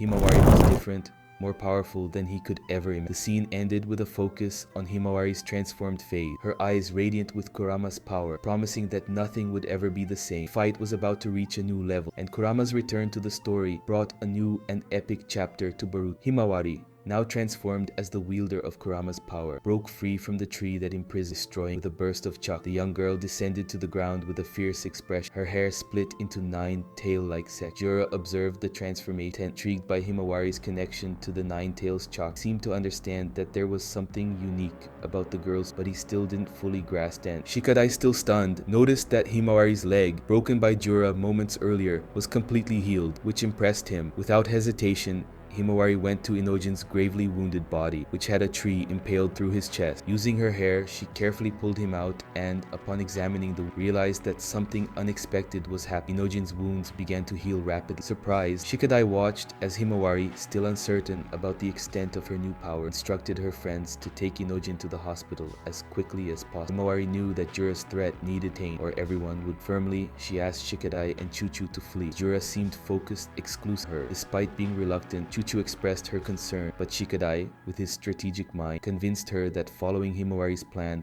was their only chance of survival. Before leaving, Chuchu extracted a promise from her friend that they would eat pancakes together later. Himawari smiled slightly, saying she loved pancakes. With Inojin being carried by his friends out of the combat, Himawari positioned herself to face Jura, determined, confronted the enemy with her newfound strength, while Jura, intrigued, observed the girl and reflected on the irrational decision made, mentioning how Inojin ignored his warning, suffered the consequence. Speech was interrupted by a furious shout from Himawari, ordering shut up. Without hesitation, she advanced, delivering 2 devastating blows, a punch to the stomach and another that sent him flying. Jura quickly recovered, leaping into the air and advancing at high speed towards Himawari. In response, she channeled Kurama's power, forming a small tailed beast bomb, Bijudam, with her tail-shaped hair. Jura, surprised, reacted using his own. The attacks collided in an overwhelming explosion. The impact was so intense that Shikadai and Chuchu from afar momentarily stopped, worried about their friend. From the smoke of the explosion, Himawari emerged unharmed, ready to continue the battle. Jura, impressed, acknowledged her strength, highlighting the feat of manipulating a tailed beast bomb even in an initial stage of power. Without wasting time, the enemy attacked again, headbutting Himawari and sending her to the ground. Even so, she quickly got up, but before she could react, Jura appeared behind her and delivered a brutal kick, sinking her into the ground and cracking the surrounding terrain. Himawari, visibly shaken, struggled to get up. Jura, observing her with interest, commented that she had awakened in him the desire to fight more seriously, which made him want to explore his capabilities against her. The battle continued intensely, while Himawari tried to resist Jura's overwhelming force. Elsewhere, Konohamaru, Sarada, Sumire, and Konoha Jonin faced Hidari, who was wounded with a clear Chidori on the right side of his abdomen. Sarada, tense and worried, questioned Hidari about his true identity, how he had Manidori, highlighting that his wound was fatal. The fight against Hidari seemed as intense as the confrontation between Himawari and Jura, both sides trying to prevail amidst the chaos. Konohamaru was clearly uneasy seeing Sarada, but before he could act, Hidari surprised everyone. His seemingly fatal wound began to close in a matter of seconds, leaving Sumire and the Konoha Jonin visibly shocked. The regeneration seemed supernatural. Hidari then shifted his attention to Sarada, commenting on her eyes and mentioning the sharing. He revealed he had heard of this ability through Jura and expressed surprise to discover that the technique she had used was the Chidori, admiring the complexity of executing it correctly without the aid of the sharing. Konohamaru, without wasting time, pressed Hidari about who he was and his connection to Sasuke Uchiha, but instead of clear answers, Hidari admitted he didn't know Sasuke. He explained that he was seeking answers about his own identity, suggesting that his visit to Konoha was related to this search. Sumire, sensing the imminent danger, warned Konohamaru to protect Sarada, believing she was Hidari's true target. Suddenly, Hidari used a space-time ninjutsu, opening a portal in the ground. Before anyone could react, he grabbed Sarada's ankle, delivering a violent shock that made her scream in pain. Konohamaru and the Jonin tried to intervene, but were quickly overwhelmed. The Jonin was hit by a fire-style jutsu, while Konohamaru, attempting to use the Rasengan, saw his attack pass through Hidari as if he were intentional. Hidari then counterattacked with Chidori, sending Konohamaru flying after a devastating explosion. Sumire tried to help Sarada, but ended up being electrocuted by Hidari and fell unconscious. Sarada, incapacitated and motionless, watched Hidari slowly approach, while the fight between Jura and Himawari continued elsewhere. Jura, with his overwhelming strength, delivered a powerful blow against Himawari, using the power of his Rinnegan to amplify the impact. Himawari screamed in pain as she tried to recover, but Jura demonstrated total control of the situation. He praised her regenerative ability, comparing them to a Jinchuriki's, but highlighted that they would not be enough to compensate for the constant drain her body was facing. Although Himawari healed her, her chakra was rapidly depleted. Beside Himawari, Kurama manifested, recognizing the gravity of the situation. The fox admitted that he underestimated Jura, and warned Himawari that Even with all her potential, she could not overcome such a powerful opponent. Meanwhile, elsewhere, Kawaki and Delta advanced towards the battle. Delta questioning Kawaki about his strategy. Determined, Kawaki replied that he would do whatever it took, but did not reveal details. Boruto, however, surpassed Kawaki, running at high speed towards the battle between Jura and Himawari. Upon arriving, he distracted Jura and quickly grabbed Himawari, moving her away from the battlefield before she could be harmed. Back in the confrontation with Hidari, Sarada was in trouble. Trapped by Hidari's wood-style ability, mobilized her on the ground. He expressed a morbid curiosity about Sarada, implying that he would discover more about himself by devouring. But before he could act, Sarada noticed a small toad in the distance. On the other side, Boruto, now carrying Himawari, confirmed Sarada's location thanks to the same toad. With the aid of the flying thunder god Jutsu, Boruto teleported directly beside Sarada. In a quick move, he used his sword to cut Hidari's wood, freeing Sarada. Hidari, passive, observed Boruto without showing emotion. Konohamaru and the Jonin were astonished by Boruto's sudden end. From afar, Jura analyzed the situation, intrigued by Boruto's audacity. Hidari, in turn, finally recognized Boruto as an Otsutsuki, pronouncing the name with calculated cold. As the tension between the two sides grew further. The tension in the air was palpable as Boruto faced Hidari, holding Himawari firmly with his left arm, while his sword gleamed in his right. Little Himawari was unconscious, but her brother remained firm, determined to protect her. Sarada, fallen to the ground, called out to him with a trembling voice, while Sumire, also injured, watched the scene with a mixture of concern and help. Konohamaru was on the verge of despair, his fists clenched as he observed the expressionless Hidari, who seemed oblivious to the tension. Boruto, with a serious expression, ordered Konohamaru to take Himawari to a safe place. Before he could finish the sentence, Hidari advanced with a swift strike, which was immediately blocked by Boruto. With a precise movement, he conjured a wind-style jutsu, creating a powerful gust that forced Hidari. Taking advantage of the opening, Hidari disappeared into a dimensional rift, escaping before Boruto could counterattack. From afar, Delta and Kawaki watched. They hovered in the air. Delta, with an arched eyebrow, asked Kawaki about presence. Kawaki, still analyzing the situation, commented on Boruto, suggesting that he might have used a space-time nin to get there. Meanwhile, the village's sensory team reported that Boruto had reunited with Konohamaru, Sarada, Himawari, and Sumire. Kawaki, attentive, noticed a distant figure, Jura, motionless, as if waiting for the right moment to act. Back on the battlefield, Konohamaru questioned Boruto about his impulsive action, but Sarada interrupted, thanking Boruto for saving her. And Sumire, still visibly concerned, mentioned that Sarada was Hidari's true target. Boruto, serious, explained that Hidari possessed abilities similar to Kashin and asked the sensory team to monitor for any signs of claw. Konohamaru, frustrated,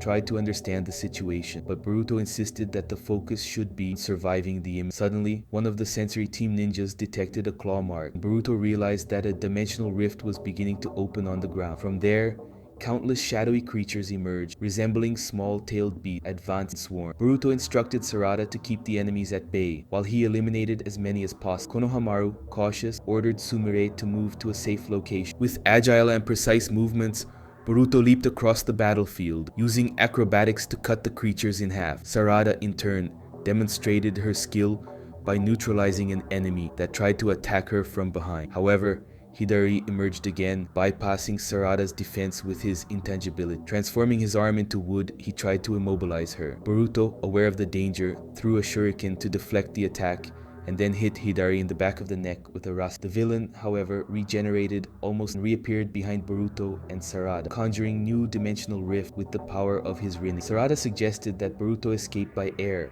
but he refused. He needed to keep his feet on the ground to absorb the planet's chakra, his newest rust still in development. Agreeing to buy time, Sarada advanced to face. Hidari tried to attack again. Konohamaru intervened, using a fire-style to block the enemy. Angrily, he demanded that Boruto explain his priority, but Sarada quickly reminded everyone that the combat needed to end as soon as possible. Hidari emerged from another rift, grabbing Sarada with his wooden arm. However, she reacted quickly, using Chidori Nagashi to electrify the enemy and free herself. Taking advantage of the moment, Sarada delivered a taijutsu blow, throwing Hidari in Boruto's direction. Finally activated his enhanced Rasengan. Zuriki, the attack created a small tornado which began to tear Hidari's body apart. Trying to escape one last, Hidari opened another rift. Kawaki appeared, using Boruto to pin him to the ground, destroy him with a devastating explosion. The dust set. Boruto and the others noticed the presence of a small rinnegan eye float observing. Boruto immediately questioned Kawaki about what it could be. Kashin appeared, explaining that it was a Togidama, a kind of thorn soul used for surveillance. Confused, Kawaki grabbed Boruto by the collar, demanding answers about how he knew that. Boruto, irritated, warned him to let go threatening to cut off his arm if necessary. Before the discussion could continue, an unexpected attack pierced Boruto's chest and he fell to the ground spitting blood. Sarada and Sumire screamed in despair at seeing him gravely injured, while Konohamaru tried to understand what had happened. From afar, Jura, responsible for the attack, coldly commented on the possibility of having missed a vital point. Delta, still observing from above, was impressed by Jura's precision. On the battlefield, Boruto was motionless on the ground, with Sarada by his side trying to process the gravity of the situation. Sarada tries to remember Boruto's words about the spy and realizes she needs to retrieve it before it's too late. However, as she moves to pick up the eye, hit by another of Jura's attack, pierces her forearm. Konohamaru's cry of horror echoes as Sarada, while the Rinnegan, floating like a menacing presence, tries. Konohamaru, in a mixture of despair and determination, warns the others about the imminent danger. But it's too late. The eye flies quickly towards Jura, who holds it with a sarcastic smile. Boruto, you already know about the Togedama, don't you? It's even more dangerous than you imagine. Jura provokes. He watches the wounded young man on the ground. He reveals disdainfully that for the Otsutsuki,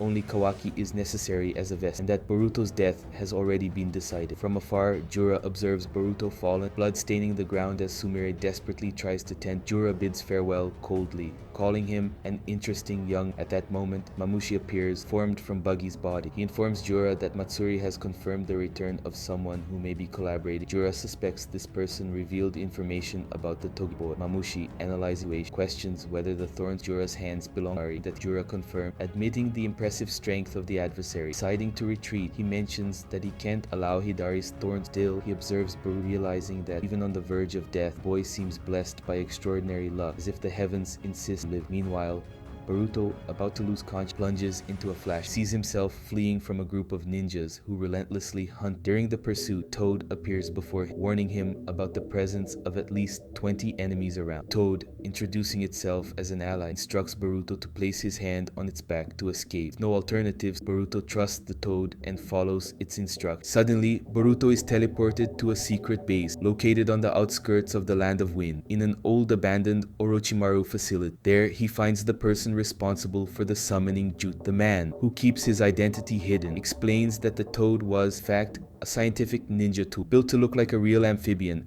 but remotely controlled. Boruto, suspicious, demands to know who he is. The man lifts a partially broken mask, revealing his identity, Kashin Koji. The memory of the ninja who killed Ao and tried to take his and Konohamaru's lives is instant for Boruto. Kashin Koji, with a serious look, asks directly, "Are you truly Uzumaki Boruto?" Question leaves Boruto confused, but Koji insists on the need for an honest answer. Upon mentioning omnipotence, Kashin Koji reveals his suspicion. Boruto is the Ishiki Otsutsuki vessel who escaped the Kara organization. He explains that both he and Amado collaborated in Boruto's escape. Confesses that, although he doesn't fully understand the power of omnipotence, he recognizes its devastating effects on people's memory. According to Koji, the Leaf Village's memories of Boruto and Kawaki were altered, but he was prepared for this possibility from the start. Kashin Koji takes the opportunity to admit his mistake. He apologizes for fighting Boruto in the past, acknowledging that he was wrong. Boruto, understanding the weight of the circumstance, replies that he understands the frustration of not being able to clarify his true position, something he has been intensely living. Finally, Koji reveals more about his purpose. He was created by Amado with the objective of defeating Ishiki and preventing the Divine Tree plan, which threatened to destroy the planet. Even with all the difficulty, Koji states that there is still hope and that somehow Boruto may be the key to saving the world. Kashin Koji faced Boruto with a serious and sorrowful expression as he shared a disturbing truth. He revealed that there was a method to save Sasuke Uchiha, who had been transformed into a tree after recent events. However, before teaching this method, Koji insisted that Boruto needed to understand the worst possible. He described a terrible vision. The Ten Tails would break free from its control, evolving into a new form and creating humanoid divine with its own conscience. Among these entities, a group led by a figure named Jura would emerge, carrying the greatest destructive. But Koji revealed that in one of his visions of the future, Jura would kill Boruto. The weight of this revelation left the young Uzumaki speechless, his face marked by worry. Kashin Koji explained that although this future was not an absolute certainty, it was a recurring possibility in his vision. He emphasized that Kawaki's fate would be tragic. Devoured by the Ten Tails, the planet would end up destroyed by the Divine Tree. Koji reinforced that, regardless of the risks, it was essential to prevent this out. He highlighted that the future was not fixed and that Boruto's awareness could alter events. Inspired by Koji's words, Boruto firmly declared that he would never accept sacrificing Kawaki even if it was to save the world. His goal was to bring Kawaki back, restore his family, protect everyone he loved. In a symbolic gesture, he picked up the rogue ninja headband that had belonged to Sasuke, reaffirming his commitment to face the Ten Tails and any other enemy. The narrative then shifted to the present, where Boruto was lying on the ground, gasping and suffering from intense pain. Sumire tried to help him, but the situation seemed critical. Konohamaru, in turn, supported Sarada, who was also wounded. Despite her own pain, Sarada was more concerned about Boruto. At that moment, Himawari began to awaken, and noticing Sarada's state, ran to help her. Surprisingly, with impressive healing ability, Himawari healed Sarada's arm in sec, leaving everyone around astonished. Sumire, impressed, asked Himawari to help Boruto. However, before she could act, Kawaki interrupted her, saying that there was something more urgent to be done. Konohamaru took the opportunity, following protocols, placed sealing handcuffs on Boruto, made by Amado. These handcuffs would prevent the young Uzumaki from using any jutsu. Sarada protested, but Konohamaru explained that it was a necessary measure to get answers and asked someone to contact the 8th Hokage. Meanwhile, Kawaki noticed something strange on Boruto's clothes. A small toad, clearly a spy linked to Kashin Koji. Without hesitation, Kawaki crushed the toad, making it disappear. When Konohamaru questioned the act, Kawaki responded evasively, leaving the matter open. In his hideout, Kashin Koji felt the destruction of the spy toad and, frustrated, murmured about the growing challenges of his mission. The scene then shifted drastically to an unknown dimension filled with strange trees and dominated by a colossal cube that served as a dimensional pest. From the cube, humanoid figures emerged, products of the Ten Tails evolution. Jura, the leading figure, questioned Hidari about possible problems, but he seemed disoriented, still retaining fragments of his consciousness. Matsuri, anxious, awaited what would come from the cube, while Jura ordered her to begin the harvest. Matsuri began to manipulate the wood of the dimension, preparing for some grain. Jura, in turn, casually mentioned the need to give a name to the new being that was about to emerge. The environment pulsed with an unsettling and foreshadowing the birth of a new threat that could change everyone's destiny. In a silent and oppressive interrogation, Boruto finally regains consciousness. He was handcuffed, and in front of him were Konohamaru and Biko. Konohamaru quickly into his stone caused by Jura's attack has been treated. Boruto tries to free himself from the handcuffs, but Konohamaru explains that these are not ordinary handcuffs. They were made by Amado, a master of scientific ninja tools. He clarifies that regardless of the number of seals Boruto tries to perform, these handcuffs block any, including space-time. Still trying to process the situation, Boruto asks about the state of his friend, the whereabouts of the enemy. Konohamaru replies that the enemies have disappeared without a trace, and their chakra could not be detected. He also informs, with regret, several ninjas died but that the main targets, Sarada and Himawari, were safe, as was the Inoshikacho trio. Meanwhile, in a nearby medical room, Inojin was being treated by Sakura. He remained unconscious, but Sakura assured him that he would be fine. Despite this, Ino showed visible anxiety, worried about her son's condition. Inojin's friends were also present, relieved to know that his recovery was only a matter of time. Back in the interrogation, the Konoha elders, Shikamaru and Yam, observed every detail through a one-way mirror. Ada also watched from a distance, commenting that the interrogation had begun. Demon, as usual, made joke, provoking Kawaki by insinuating that Boruto could reveal the whole. He mocked Kawaki, reminding him that no one would believe the lie about Boruto having killed Naruto. Kawaki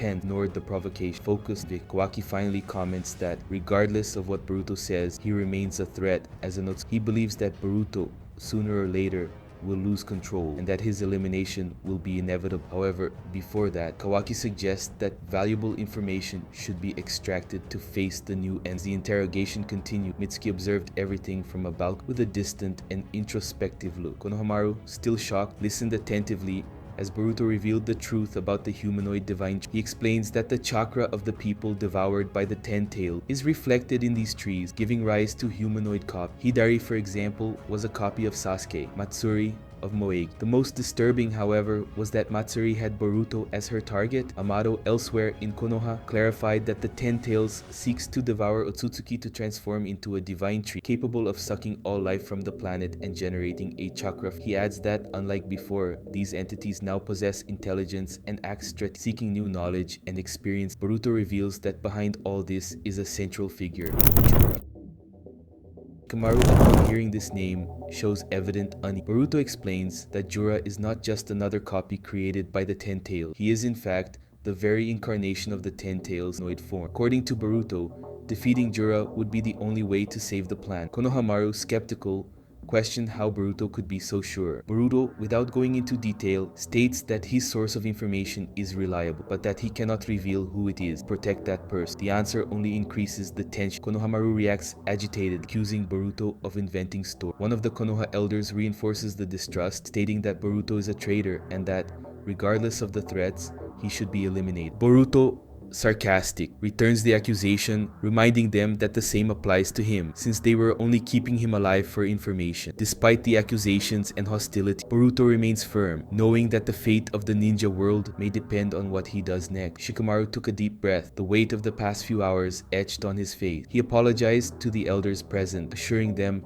that the search for Boruto would begin immediately. The elder, in a severe tone, warned that the incident would have serious repercussions and that the feudal lord would certainly not be pleased. Meanwhile, Sarada and Sumire entered the room where Konohamaru was. Curious, they asked about the outcome of the interrogation. Shikamaru's answer caught them by surprise. Boruto had escaped. Sarada was confused, trying to understand how this was possible. Suddenly, a telepathic message reached Shikamaru from it. It was an urgent communication from Kankuro, directly from the hidden sun. Shikamaru requested that the connection be made immediate. When Kankuro's figure appeared, his demeanor reflected the gravity of the situation. Without mincing words, he reported that Gaara had been defeated, as had his adopted son, Shinki. Both were trapped in a peculiar state, transformed into, but it seemed they were still alive. Kuro asked the Leaf Village for help, aware that dealing with it alone cost. The narrative shifts to the Shinju base, where the group celebrated the fruits of the recent harvest. A new member, named Ryu, was introduced to the group by Juro. Days earlier, however, an intense battle had occurred in Sunagakure. Matsuri had found Boruto and Kashin Koji in Orochimaru's old hideout, but the situation became complicated when the Sand Village ninjas were involved. Gaara, gravely wounded, was determined to protect Shinki. Despite his debilitated condition, he used a powerful sand sphere to keep the young ones safe from the Shinki insisted on fighting alongside his adoptive father. Gaara ordered him. Matsuri, impatient with the Kazukage's sacrificing posture, tried to convince him to abandon the young, tend to his own injury. However, Gaara remained firm, willing to give his life to ensure their safety. At the climax of the battle, Shinki, disobeying Gaara's orders, used his iron sand to free himself from the sand prison and activated the iron sand sealing palm jutsu, safely sealing Gaara before the Shinju could attack. This heroic act saved the Kazukage's life, but exposed Shinki to danger. He ended up being captured by one of the Tsumiyak, while Araya and Yodo tried unsuccessfully to rescue. Even transformed into a tree, Shinki kept his sealing jutsu active, which impressed Matsuri. Recognizing the boy's courage, she decided to use that sacrifice to strengthen the Shinju's objective. Kankuro, devastated when reporting the events to Shikamaru, knew the situation was critical. Shikamaru advised Kankuro to be cautious, warning that the tree condition was still being investigated and that any discovery would be shared. Kankuro thanked him and, in a moment of vulnerability, asked Shikamaru to keep it a secret, to worry. Throughout the conversation, Sarada and Sumire remained in the room, listening intently. Sarada questioned more monsters like the Shinju could appear, to which Shikamaru replied that he did not rule out that possibility. He asked the two that if they managed to contact Boruto, they should inform him more information about the Shinju. The girls agreed and left the room, unaware that Kashin Koji's toad was present, spying on everything. Meanwhile, at the Shinju base, Ryu was born, seeming fascinated by the identity Jura had granted. However, something caught his attention. Using a power that combined iron sand with claw, he captured Code, who was observing from a distance. Despite the capture, Jura intervened, asking Ryu to free Code and introducing him to the new member of the group. Tension increased. The pieces on the board moved, and the fate of several ninja villages hung by a thread. It said that, in the heart of darkness, the debt between monsters and villains is sealed in acts of power and manipulation. Jura, with his imposing presence, faces Code, who questions him with coldness and sarcasm. Aren't you going to hunt the Otsutsuki and devour them, or do you prefer to remain in the shadow of the chaos you yourselves created? Jura, with the calm of one who knows the universe's secret, replies that he's in no hurry. For him, there are many doubts to clarify before proceeding. He mentions that Boruto, though unwelcome by some, is not a concern, as Kawaki is enough to fulfill their ambitious plan. Koji, irritated by Jura's supposed arrogance, retorts. He makes it clear that no one gives him orders. With eyes burning with fury, Koji demands that the Shinju quickly fulfill their role of preparing the chakra fruit, that legendary artifact of concentrated energy, a condensed form of collective human information. Understand. Jura, however, merely smiles enigmatically, unconcerned, as if he already knows the outcome of that story. His curiosity for the fruit's power seemed greater than any urge. When Code, in a fit of irritation and wounded pride, tries to attack Jura with his claw mark, the villain demonstrates the abyss of power between. Without moving a muscle,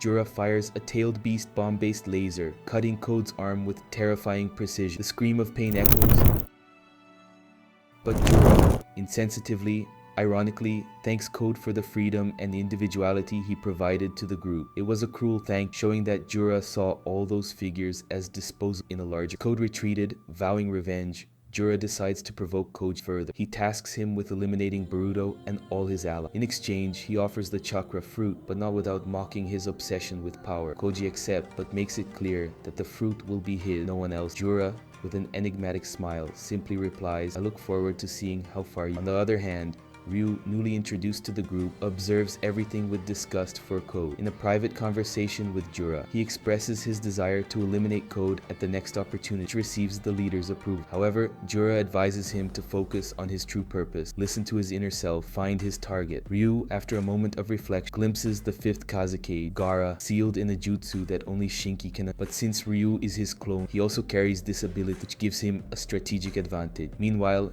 in Konoha, Boruto sits on the Hokage monument, contemplating the horizon. His gaze is heavy, filled with memories and regret. Kawaki approaches, interrupting the moment of solitude. He wants answers. Why didn't Boruto reveal the truth to the village? Why carry this burden alone? Boruto calmly explains that he wants to avoid chaos. Revealing the truth would divide and he prefers to bear this pain in silence. Thanks to Sasuke's support, Boruto found the strength to move forward, even as a rogue. But Kawaki isn't satisfied. He presses Boruto about Momoshiki, stating that this issue needs to be resolved. The young Uzumaki, with a somber air, recalls the fight against Code 2 years ago, when he used karma for the first time since leaving Konoha. At that moment, he felt something terrible. The same sensation of impending death he experienced when Momoshiki took control. Since then, Boruto abandoned karma, vowing never to rely on that power. Now, with so many pieces in motion and so many threats on the horizon, the future of Konoha and its allies seems more uncertain than ever. Kawaki looked at Boruto confused. "What do you mean by that?" he asked, wanting to understand what was happening. Boruto, with a serious expression, began to explain. In recent years, Momoshiki had been completely silent, waiting for the right moment to take control of his body. Kawaki immediately realized the danger of the situation. The boy was literally deteriorating from within. The idea of Momoshiki slowly dominating Boruto's body deeply worried him. Boruto, however, changed the subject as if he wanted to get that burden off his mind for him. He knew that, alone, he wouldn't be able to deal with the Shinji, and he needed Kawaki's help. But Kawaki, still immersed in his own thought, was not willing to set the conversation about Momoshiki aside. "We need to resolve this first," he insisted. Boruto then made a promise. As soon as the situation with the Shinju was resolved and he lost control, Kawaki could do whatever he wanted without hesitation. Boruto, with a sigh, looked at Kawaki and suggested he become stronger. The best way, he thought, would be to free Naruto and train him. But with time against them, that wasn't a viable option. Then, in a moment of revelation, Boruto dropped a bombshell. Amado was limiting his powers,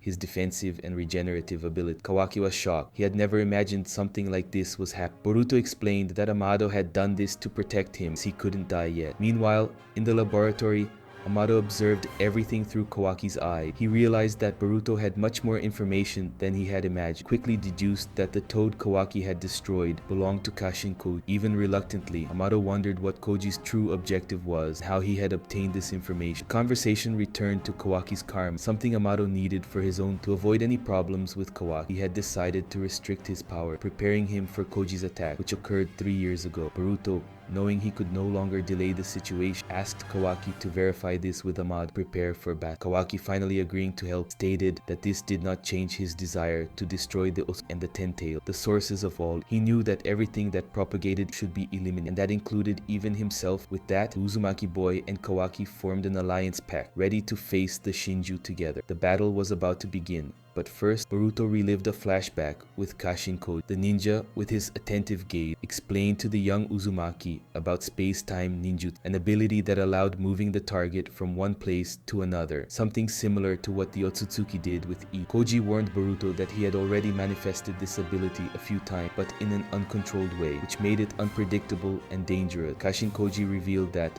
after 6 years, the future Boruto had managed to control this using scientific ninja tools marked with his own chakra, which allowed the boy to teleport from one place to another intentionally. This technique is called Flying Thunder God Jutsu, Koji said, explaining that Minato had enhanced a technique from Tobirama, creating an extremely powerful variant. The future Boruto named his version of the technique the same way, but his is even more powerful. Boruto pressured by the weight of this revelation, felt overwhelmed. Koji explained how the future boy had learned to use this tech with precision after many errors and attempts. He used metal objects such as swords, shurikens, kunai to teleport. The closer the object was to his field of vision, the more precise the movement would be. Boruto, with a thoughtful expression, questioned if it would be more difficult to teleport to more distant places. Koji, with a detailed example, explained that if Boruto had two shurikens far apart and added his chakra to them, he would have to choose which one to teleport to first. It was an ability that required extreme concentration. Boruto became thoughtful, knowing that this technique would require more time and practice. However, the future Boruto had found a way to teleport long distances precisely, using different metals in innovative ways. Koji finally warned that this technique, the Flying Thunder God, required a level of concentration that Boruto was not yet prepared to reach, but that with time and effort, he would be able to fully master. Now, with battle in sight and a powerful technique ahead, Boruto knew that the path he was forging would not be. After reflecting on everything that was happening, Boruto finally decided it was time to begin his training. He had many things ahead of him, and the urgency of his situation pushed him to act. During his training, an idea came to his mind. He wondered if it wouldn't be easier to simply tell everyone the future, guide them to follow the right path. However, Kashin Koji quickly reprimanded him. He explained that the more people knew about the future, the harder it would be to predict events. This would create unpredictable ramifications, making it even more difficult to read possible future, rendering the prediction technique useless. Koji stated that no one should know about the futures. If they did, they could alter the course of things, causing events to take undesirable turns. The people who knew about the future, like himself, Boruto, and also Ada, who observed everything from afar through her Senrigan, should keep this knowledge in the shadows so that everything followed its natural course without interference. As Ada listened in silence, Sarada, who was also in the room,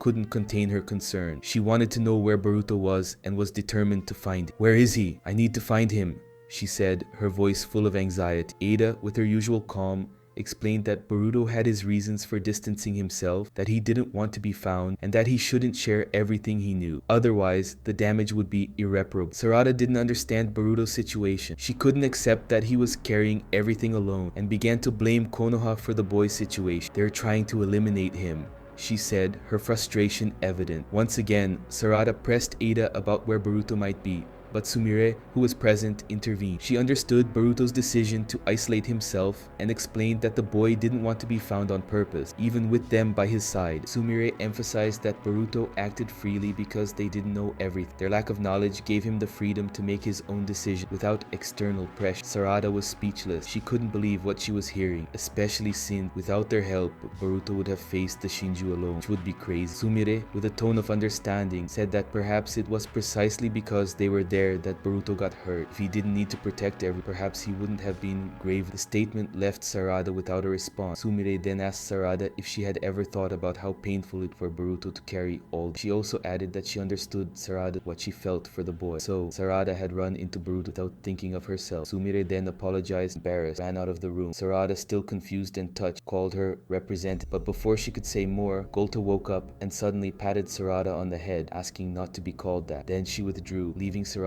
even sadder and more thought. Later, Kamaru entered the room and requested Ada's presence. He wanted to talk to her about what was happening. Tension was palpable environment. Ada followed Shikamaru to the meeting. Meanwhile, tense conversation was taking place in the office of the feudal lord of the Land of Fire. He reprimanded Konoha's advisors for allowing Boruto to escape. Although the advisors apologized, the feudal lord showed no patience. He demanded that Boruto be captured and eliminated as quickly as possible. Otherwise, he would not hesitate to call for reinforcements to deal with the situation. The advisor firmly declared that the intention was to eliminate Boruto and that this time he would not fail. That question hung in the air. Who would these reinforcements be? Would they be old allies or enemies returning to the scene, ready to further intensify the conflict? Boruto's future seemed increasingly uncertain. Shikamaru, his mind in a whirlwind, approached Ada, but quickly made it clear, don't stare at me. Every time he tried to focus during his conversations with her, the way Ada looked at him made the gears in his mind turn slowly, hindering his concentration. He knew the reason behind it. Ada enjoyed provoking him on purpose. Trying to compose himself, Shikamaru asked what was happening in Sunagaku. Ada, with her usual calm,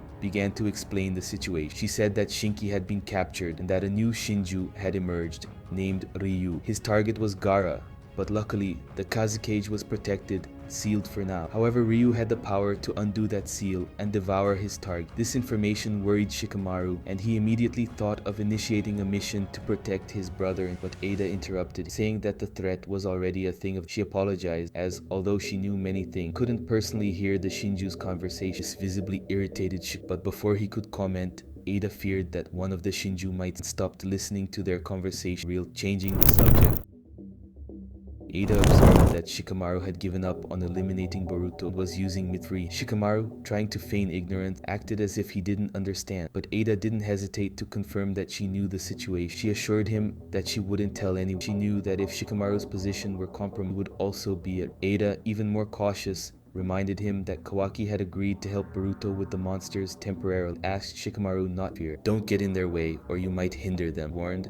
Shikamaru, aware that Boruto had someone behind all this, asked if Kashin-Koji was the collaborator. The instant he asked the question, one of Koji's toads appeared, confirming it was him. Koji explained that he would only reveal the essentials to avoid future complications, asked to send Konohamaru, Sarada, and Mitsunagakure, where they would receive help from two local. Kamaru, suspicious, warned that Ryu and Matsuri might appear. Koji already expected. Before saying goodbye, Koji gave one last instruction. Shikamaru should keep Himawari in Konoha, as she was now Jura's target. If she left the village, she would be eliminated. If Jura appeared in Konoha, they should treat him as an ordinary person without trying to interfere, because if they did, everyone would be eliminated. If you bump into him, flee immediately. If he decides to attack, the chance of victory is 1 in a million. Koji concluded, thanking Shikamaru for following his heart, freeing Boruto. Keep going, following your own path. These words, however, frustrated Shikamaru, although he couldn't ignore the importance of the mission. Meanwhile, Sumire, still downcast by the words she had said to Sarada, was reflecting on her act. She felt a weight in her heart for having exposed her feelings so abruptly. On the mission, Konohamaru, Sarada, and Mitsuki were sent to Sunagakure. Koji requests Sarada, with her Asakura-style headband, thoughtful, still marked by the argument with Sumire. Konohamaru reprimanded her, asking her to focus on the mission and not become the target of allies Joe. Soon, Yodo and Araya appeared, confirming that the mission was underway. However, Konohamaru and Mitsuki were skeptical about the origin of the information the Hokage had provided. Yodo, noticing the change in Sarada's energy, tried to talk to her. Did you change your style because of someone, or perhaps because of some man? She asked, making Sarada uncomfortable. Before she could answer, the enemies began to reveal themselves. Ryu and Matsuri, who were observing a seemingly dead Koji's toad so as not to be located. Konohamaru tensed, aware that the two knew the toad was a crucial clue to finding Boruto. Meanwhile, Sarada was still absorbed in thoughts about what Sumire had told her about Boruto. She knew he had his own reasons for not sharing everything. Now she understood a little more about his loneliness and the reasons behind his act. Sarada also reflected on her own, because without thinking of Sumire, she had run into Boruto's arm. Mitsuki, noticing Sarada's detachment, observed in silence, doing nothing about it. Ryu and Matsuri, still observing the toad, used their sensory power to track the object's origin. Matsuri, focused, soon discovered that it was Boruto who left the toad in that location. The pieces began to come together, and everyone's fate seemed about to take a decisive turn. Ryu was still confused,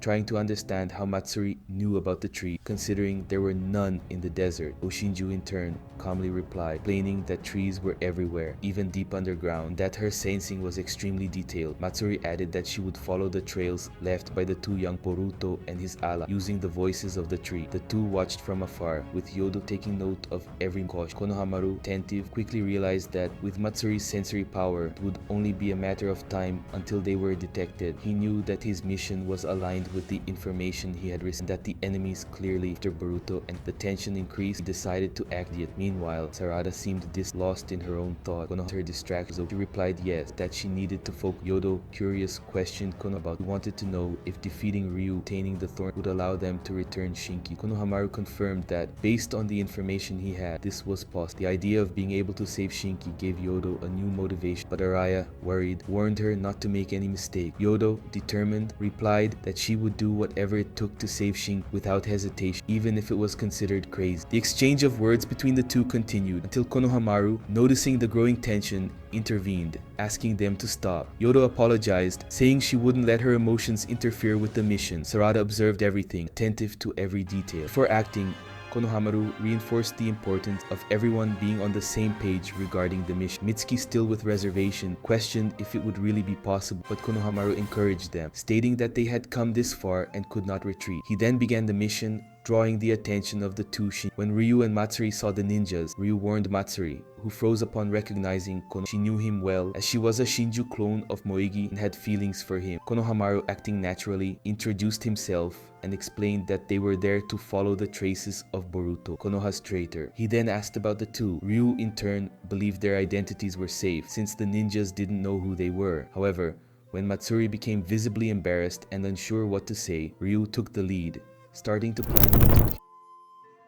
He didn't know, but Matsuri was completely enchanted by Konohamaru. This made her hesitate. Meanwhile, Konohamaru reflected on what Shikamaru, the 8th Hokage, had told him. He recalled the Konoha leader's words, who not only asked to defeat the Shinji, but also to retrieve the Thorn Soul, a substance that appeared after their defeat. Konohamaru remembered Hidari and how he was defeated, which brought up the issue of the Thorn Soul. Shikamaru explained that for Shin, Kimoy, and other prisoners to return to normal, it was necessary to retrieve these souls and reinsert them into their body. Otherwise, the prisoners would continue to be revived repeatedly. That's when Konohamaru realized that Hidari might have already been revived. He was still skeptical about the information, but Shikamaru assured him it was crucial. Konohamaru, still with doubt, questioned how Shikamaru obtained this information. The Hokage, with his characteristic cunning, replied that the origin of the information was confidential and that he decided what to reveal. Even with this mystery, Konohamaru accepted the mission, knowing he had no other option. It was then that Kashin Koji's toad appeared on Shikamaru's shoulder, bringing more information. The Hokage reinforced that the Shinju were powerful creatures with great combat ability and that they were after several targets including Sarada, Konohamaru, Naruto,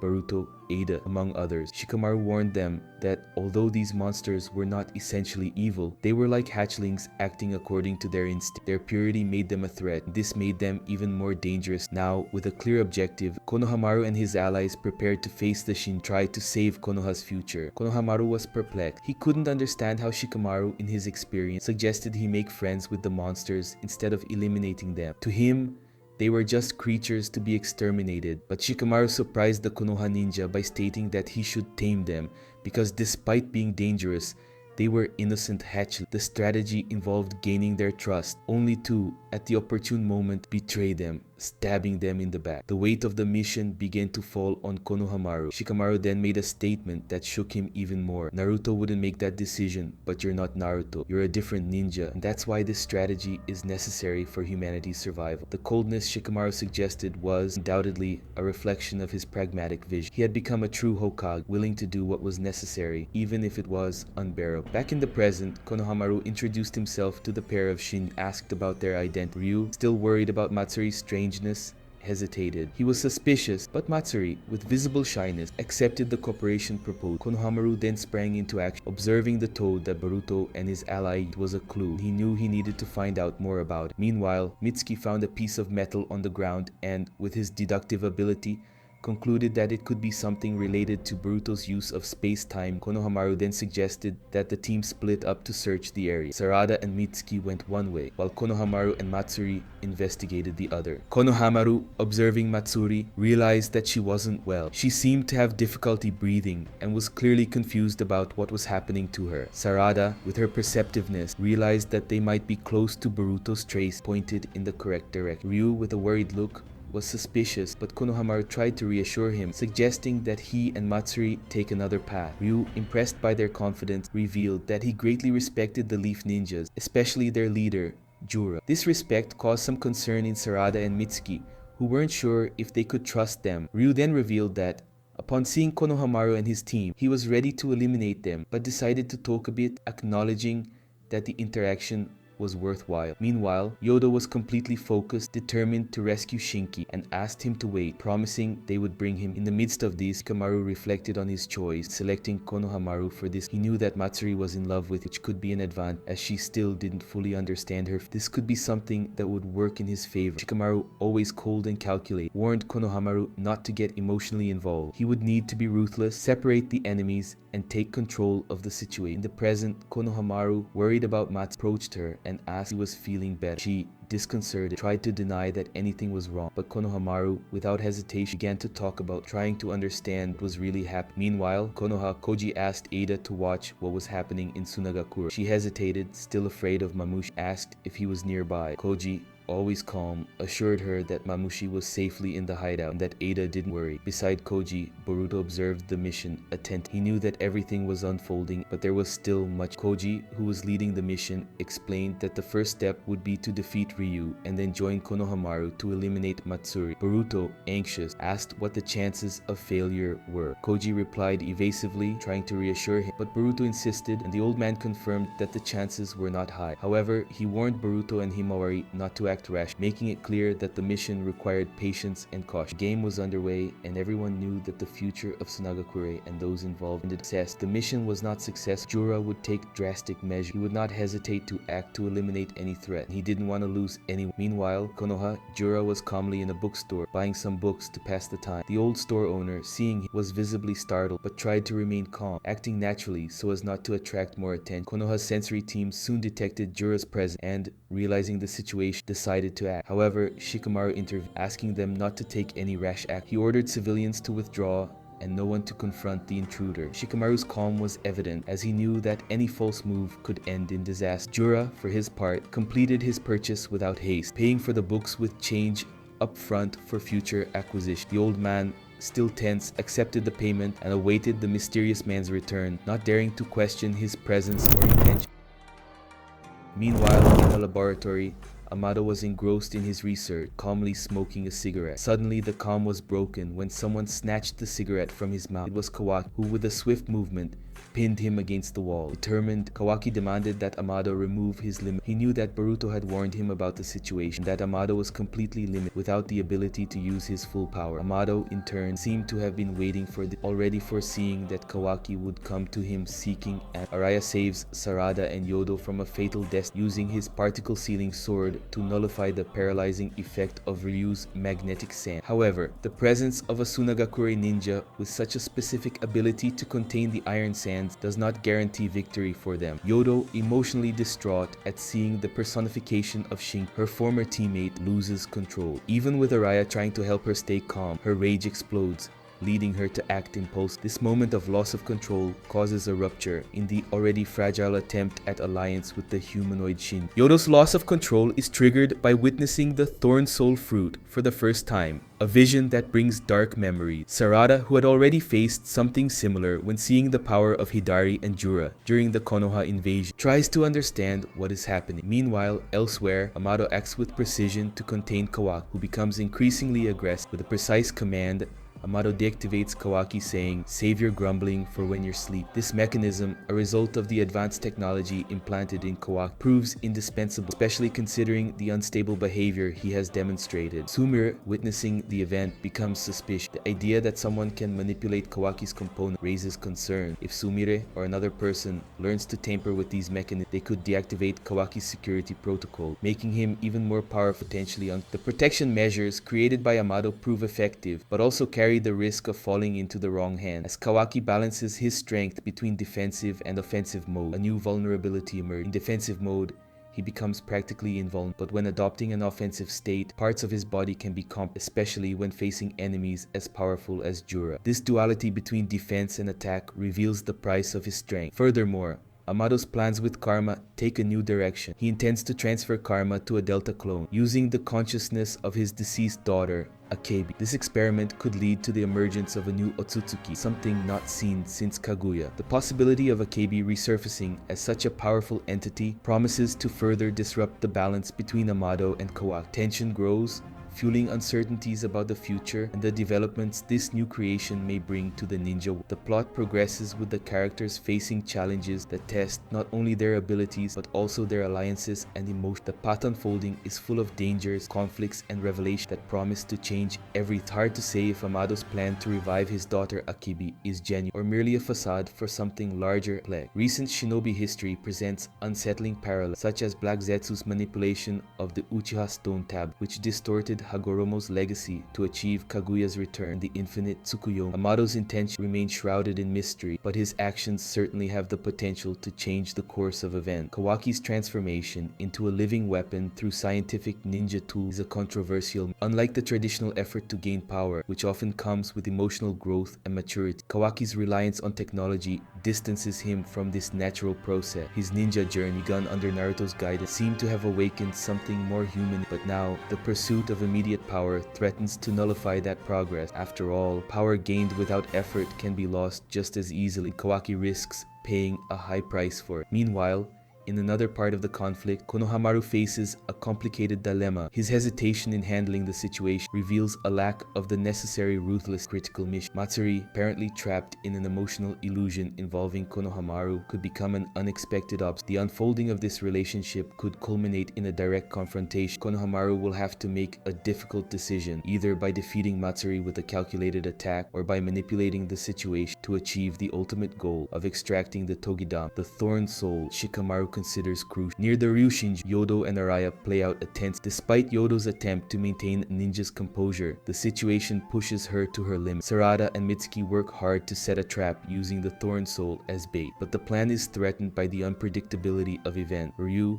using his enhanced sensory ability through the iron sand, quickly perceives Yodo's hostile intention. His ability to track energy and detect threats is impressive, but it also exposes a vulnerability. Yodo's bloodlust attracts his attention, putting the entire group at risk. The interaction with the humanoid Shinju also follows an unexpected path. Boruto's attempt to infiltrate the group, carrying the weight of being treated as a criminal by everyone, doesn't last long before collapsing. The Shinju, guided by self-preservation instincts and the influence of the Thorn Soul within it, reveals that its loyalty is limited. There's a belief that, should the Thorn Soul be removed from its body, it would enter an inactive or even near-death state, making it a key piece in the balance between the sides of the conflict. The scenario is complex and full of unpredictable variables. Emotional ties, power plays, and the pursuit of strength continue to intertwine, building a plot where every decision can be the catalyst for devastating. The events surrounding the humanoid Shinju and their complex powers continue to unfold in an intrigue. The case of Hidari, who sacrificed his life to activate an ability, raises questions about the true extent of these powers. The possibility that the Ryu Shinju is manipulating the situation, using tricks like a fake Togidama created with iron sand to deceive the ninja, makes the fight even more unpredictable. Mitsuki, upon realizing that the Togidama was fake, demonstrates that the humanoid Shinju, far from being naive, possessed formidable strategic intelligence. This is evident in Ryu's behavior, who reacts with sarcasm when confronted, hinting that he's always one step ahead. Emotional manipulation and apparent betrayals are just part of their game, making him an even more dangerous opponent. Araya's sword, specifically designed to deal with the iron sand particles, proved to be a vital resource. This weapon, used to save Yodo from the particle control, is a clear counterpoint to Ryu Shinju's power. However, it remains to be seen if this weapon will be enough to fully. The fact that the sword was created to be used in conjunction with Shin, Master of Iron, suggests that Ryu may have difficulties facing the sand. Even so, there is constant uncertainty about Matsuri's next and the true nature of her role. Meanwhile, we see a flashback where Shinki says he has imbued his chakra into Araya's sword,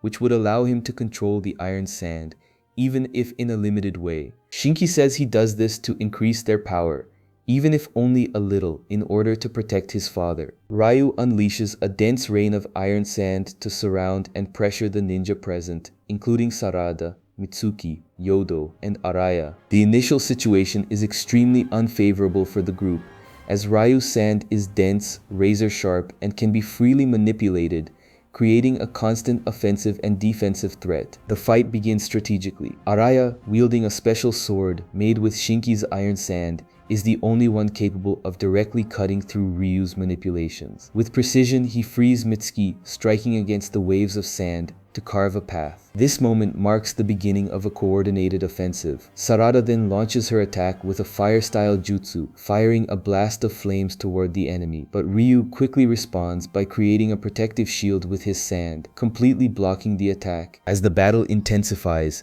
Mitsuki enters the fight in his Sage mode. He summons snakes that extend across the battlefield and temporarily capture Ryu, restricting his movements and creating an opening. However, demonstrating absolute mastery over his technique, Ryu dissolves his physical form and transforms entirely into iron sand, escaping the snake prison with ease, This ability makes the enemy extremely difficult to hit with direct attacks. Transformed into particles, Ryu attempts to strike, but is stopped by Araya, who uses the sword to bring Ryu back together. Taking advantage of the moment Ryu returns to physical form, Mitsuki advances while Sarada activates her Sharingan and charges forward with a Chidori, landing a precise strike to the enemy's torso. The technique lands squarely, but Ryu once again dissolves his body into sand, reducing the impact and preventing further damage. Shortly after, he shifts strategy and summons a swarm of creatures, claw marks, that emerge from within his clothing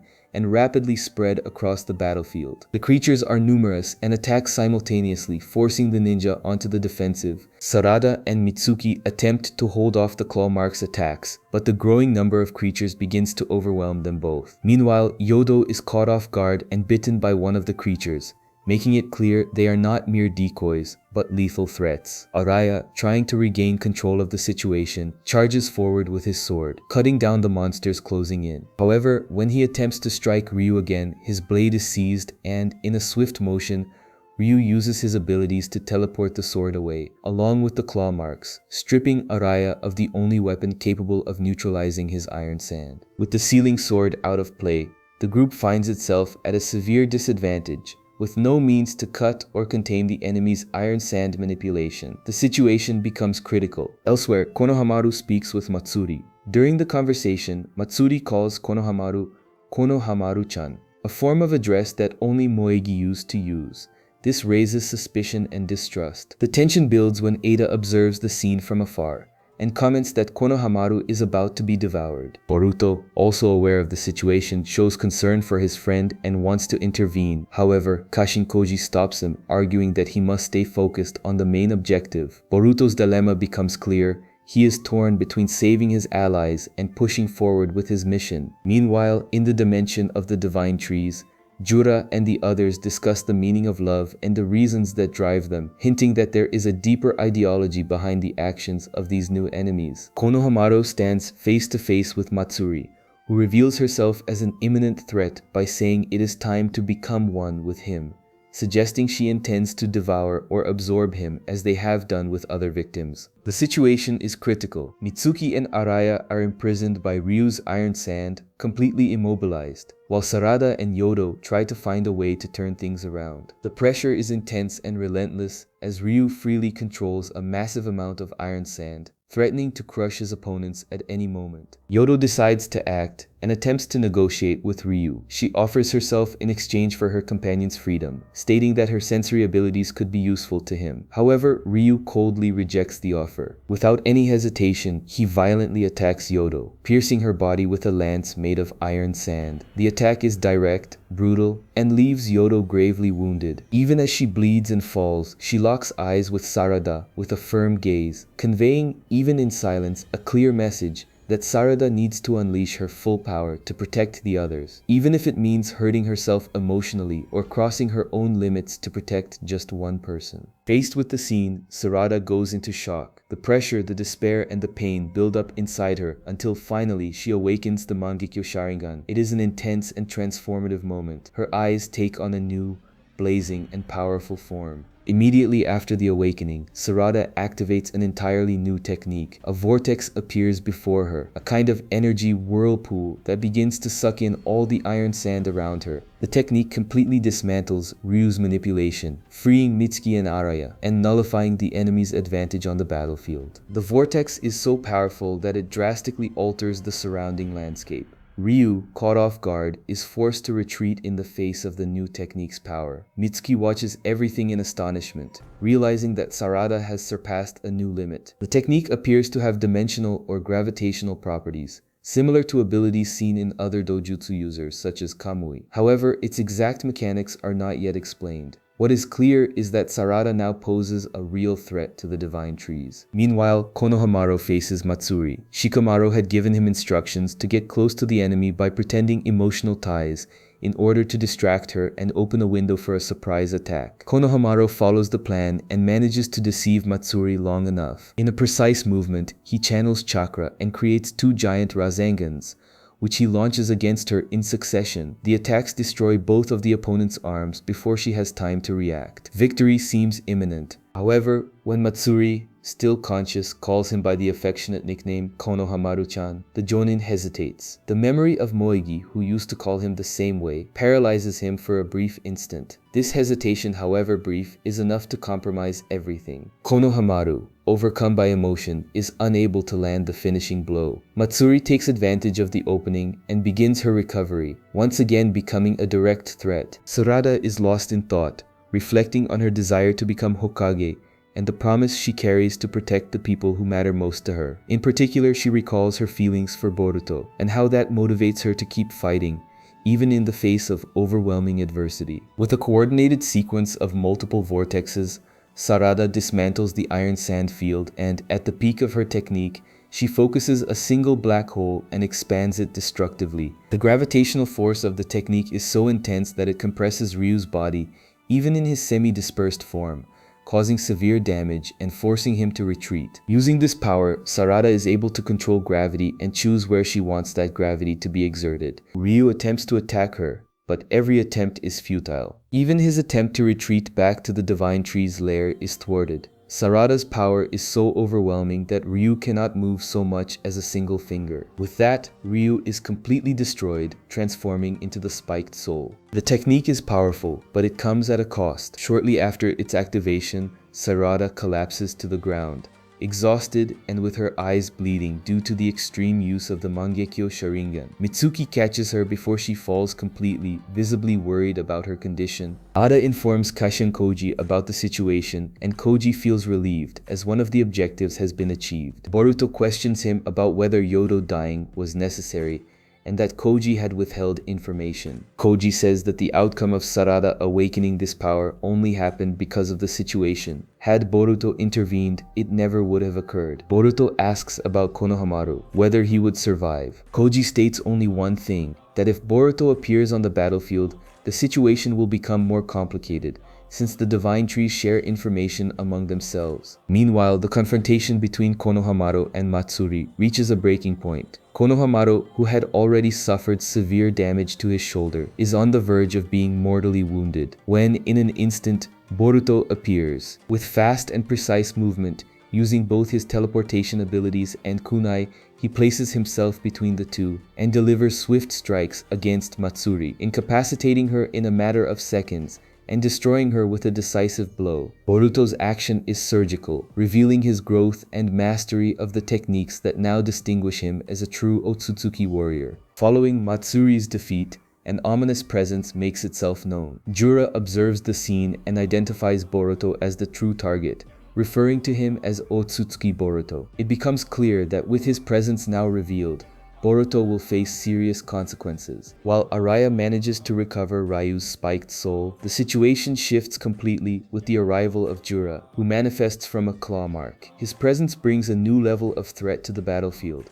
and his immediate focus turns to Boruto, who had just saved Konohamaru from the previous danger. Jura opens his attack with a concentrated energy blast, similar to a miniature-tailed beast ball, fired with lethal precision from long range, though it misses. Part of the attack goes flying toward them, and he fires another mini-tailed beast ball. Boruto notices the attack and is able to act quickly. He leaps into action and saves Konohamaru, with both managing to dodge in time, narrowly avoiding death. The blast grazes them and causes damage, but it is not lethal. The gravity of the situation becomes even clearer when Boruto begins positioning kunai marked with his special seal across the field, anticipating a high-speed, high-strategy battle. Using the Flying Raijin Jutsu, Boruto teleports behind Jura in an instant and executes his Rasengan. The attack lands squarely on Jura, but the damage is not satisfactory. Boruto understands that the only way to effectively damage Jura is with the Uzuhiko Rasengan, but to do so he needs to have his feet on the ground. Jura attacks, Boruto loses his sword, and then Jura immobilizes Boruto using wood style. Jura asks Boruto what love is. From his perspective, love is a flaw of human beings. Boruto seizes the moment and absorbs rotational energy through his feet, teleports behind Jura, and lands the Uzuhiko Rasengan. For a brief moment, Boruto believes he has managed to cause significant damage. However, Jura stands back up shortly after, completely calm, with very little damage. Even while staggering, Jura quickly demonstrates that he has perfectly understood the nature of the Uzuhiko Rasengan and reveals that, by grasping the rotational energy principles behind the technique, he was able to nullify it completely. The attack, which should have been devastating, is neutralized without leaving any lasting effects. Ada wonders whether Boruto will survive. Kashinkoji explains that escaping is extremely complicated for him, as a long-distance teleportation requires intense concentration, something Jura would never allow. Another factor is that Boruto needs to buy time for his friends to escape,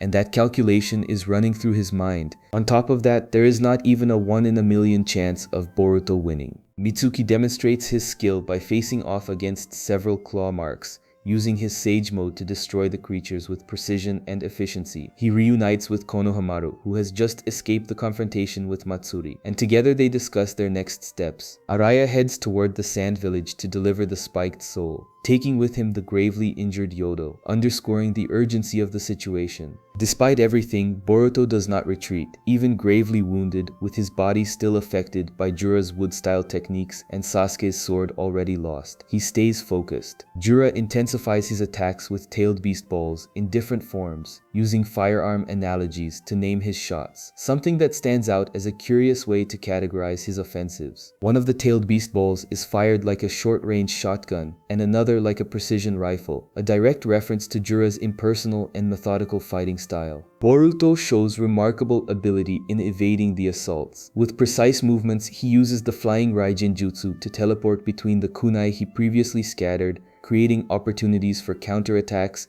and keeping Jura in a constant state of alertness. In a surprising moment, Boruto appears behind the enemy and uses his purple lightning, a fast and dense electrical technique which lands squarely on Jura's left foot, severing it. The scene shocks even the antagonist himself, who is forced to pull back and recompose himself. Even so, despite the loss of the limb, Jura shows no despair. His behavior remains calm and analytical, raising questions about whether he is truly using his full power. The difference in strength between the two does not seem as brutal as Kashinkoji had previously reported, suggesting that Jura may be holding back part of his strength, perhaps to study Boruto, or to fully understand the Uzuhiko Rasengan. During the confrontation, Boruto also makes use of classic ninjutsu tactics. In a sequence reminiscent of the iconic battle between Naruto and Zabuza, he substitutes a kunai for himself using a substitution jutsu, deceiving Jura and creating space for a counterattack. This intelligent use of classic strategies reinforces Boruto's growth as a ninja,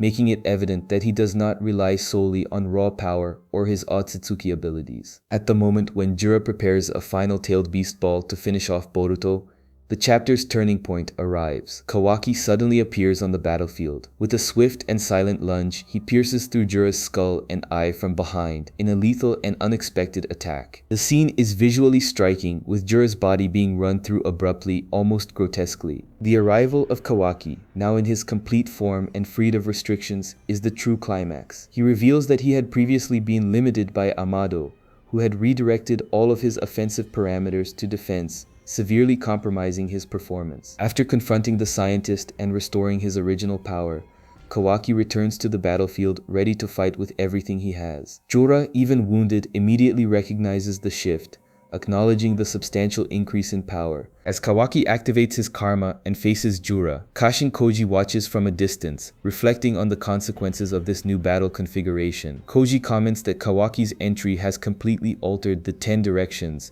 his Shinjutsu of foresight. Until then, 90% of possible futures showed Boruto dying. But now, with Kawaki by his side, the balance has shifted. Koji also reveals that for 6 days he has received no new updates from the jutsu, indicating that hidden variables are interfering with his visions of the future. From this point on, both Boruto and Koji are forced to reassess their plans in the face of the uncertain scenario taking shape. Additionally, Delta arrives at the designated location, meeting up with Mitsuki and Konohamaru.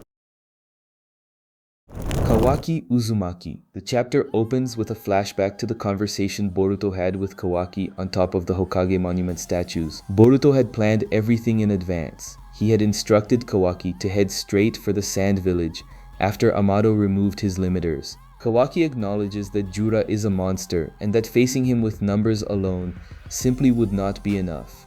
Boruto tosses one of his flying thunder god kunai to Kawaki, explaining that their intention is not to defeat Jura, but to survive against him, and that their best chance is to escape using the flying thunder god technique. However, there are conditions Boruto needs to fulfill in order to teleport over long distances, and he admits he would be unable to fulfill them while fighting Jura at the same time. Kawaki's role, therefore, is to hold the monster back. Back in the present, the confrontation explodes. Jura attacks Kawaki with a tailed beast ball. Kawaki absorbs it with his karma and responds by summoning 4 giant black cubes over Jura. It is here that something unprecedented is confirmed. Jura manages to damage one of Ishiki's black cubes for the first time in history, destroying it completely. Even so, Kawaki does not back down. He pushes into close range, using the black receiver rod to unleash bursts of karma explosions at point-blank distance, blowing a hole through Jura's midsection. More holes open up across the enemy's body, and Kawaki sends him crashing into a rocky formation. And then Jura does something deeply unsettling. In the middle of the fight, he pulls a book out of one of his claw marks and begins flipping through it calmly, while enormous roots emerge and heal him completely, including the eye Kawaki had previously pierced. Sitting on a throne of roots, as though he were resting in a garden, Jura comments on Kawaki's unusual behavior, questioning why he risks everything to protect Boruto if the only love in Kawaki's heart should be Naruto Uzumaki. Reading the reaction in Kawaki's eyes, Jura draws his own conclusion. Naruto is still alive, and Kawaki is working with Boruto precisely to protect the 7th Hokage. Jura declares his desire to devour Naruto, believing that doing so would help him better understand the bonds the Hokage forged with all of the tailed beasts. Before the situation could escalate further, Boruto cuts in, saying he has located the marked kunai, and that it is time to go. Kawaki, however, has one last thing to say. He praises Jura's instinct for targeting Naruto, and in the same breath swears to kill him with his own hands. As a final farewell, Kawaki flips Jura off before disappearing through the flying thunder god. They teleport to where Konohamaru, Mitsuki, Delta, and the still unconscious Sarada were waiting, having held Boruto's marked kunai on the ground. Delta had been instructed to leave it there, since it was difficult for Boruto to track the chakra of the object if someone was holding it. Jura and Hidari speak at their base, with Jura grateful in his own strange way for the twisted compliment Kawaki gave him. And Kashin Koji warns Ada that Mamushi is on the move and that she is his target. Konohamaru is surrounded by Team 10 and Himawari as he pierces the thorn soul fruit of Matsuri into Moegi's divine tree. The tree absorbs the fruit and Moegi returns. The emotion of the reunion is evident. She whispers the affectionate nickname she has for Konohamaru, proving that her memories are intact. Shikamaru receives a report from Kankuro confirming that Shinki has also been saved and that Gaara is safe though still unconscious due to the sealing jutsu. Afterwards, Sakura evaluates Moegi at the hospital, diagnosing malnutrition with dysregulated chakra, likely from the energy drain caused by Matsuri, and recommends rest. The scene shifts to Sarada and Sumiri. Sarada guides Sumiri aside and, in her own awkward way, raises the subject of their feelings for Boruto. Gathering her courage, she analyzes her own emotions and questions whether what she feels goes beyond simple camaraderie as teammates. The conclusion arrives with the weight of a confession she had been carrying for a long time. Sarada admits that she has started to have feelings for Boruto. Sumiri receives the confession warmly. She had already known about Sarada's feelings for some time. She thanks her for the honesty and declares that she has no intention of holding herself back either. Ada, who had been listening to everything through her Senrigan, is stunned to realize such an intense conversation happened without her presence. Meanwhile, deep within Himawari's mind, Kurama attempts to teach her how to control her chakra. The task proves difficult, and when Himawari insists that she is a shinobi and already knows how to control chakra, Kurama fires back that she has misunderstood what he means. The session makes no progress, and Kurama brings it to a close. What he is trying to convey goes much deeper. Himawari is different from other Jinchuriki. Kurama wants her to visualize herself as an extension of chakra itself, because she is closer to a tailed beast, or even to Jura, than she is to an ordinary human being. Boruto, sitting on a rooftop in front of his childhood home and watching his sister train, closes his eyes and enters his own mind to confront Momoshiki. What he finds is devastating in its simplicity. Momoshiki is surprised to see Boruto making contact. He laments that Boruto continues to live after surviving yet another near-death situation and expresses regret for having saved him on that occasion. After saving Boruto, reincarnation became impossible for Momoshiki, and he can no longer control his host's mind. With his soul trapped and nowhere to go, the only thing that could free him is Boruto's death. Faced with this, Boruto makes a proposal that is chilling in its calm delivery. If he and Momoshiki manage to defeat Jura, Boruto will surrender his body completely to the Otsutsuki. Inojin delivers honey to Himawari, her favorite brand, a gesture that makes his feelings for her quite clear. On his way back, Kashin Koji intercepts him. Within moments, Boruto and Koji have kidnapped him to one of Orochimaru's hideouts. The reason is straightforward. Koji had foreseen that Inojin plays a decisive role in protecting Himawari, and time is short. Inojin uses his sensory ability to telepathically connect Koji from inside the hideout with Shikamaru back in Konoha, essentially acting as a ninja communication relay. Back in Konoha, the political pressure intensifies. Shikamaru is summoned before the elders to answer for his recent actions. Lord Kobu, the personal secretary of the Fire Daimyo, arrives at the village to investigate a possible spy. The ease with which Boruto escaped custody raised serious suspicions. Konohamaru sits in an interrogation room, trying to explain without exposing himself why he has begun to question the narrative of Boruto as a traitor. On the Shinju side, Jura continues to surprise by demonstrating more and more emotion. He is seen weeping while reading a novel. Mamushi, in complete contrast, remains entirely indifferent to any feeling whatsoever. In a moment of calculated brutality, Mamushi confirms that his target is Ada, not out of love, but out of a desire for control. His motivation is to consume her perfect genetic code and make it his own. The tension explodes when Ada realizes that Sarada and Sumire are immune to her charm while watching them openly express their feelings in her presence. Sarada realizes she has been caught and attempts to activate her Mangekyo Sharingan. It is too late. Damon appears in an instant and grabs both of them by the throat. With Sarada's and Sumire's lives in danger, Ada becomes the only hope for the two of them. Sarada, Uchiha, and Sumire are trapped in Damon's grip. He releases them abruptly, and when Sarada asks why he did not kill them, Damon makes it perfectly clear that he is entirely capable of doing so before either of them could react. He simply chose to demonstrate that. Ada silently ponders why the two of them would be immune to omnipotence. The answer comes from within herself. It was not because they fell in love with Boruto and Otsutsuki. After all, there are other girls in the village who have feelings for both Boruto and Kawaki.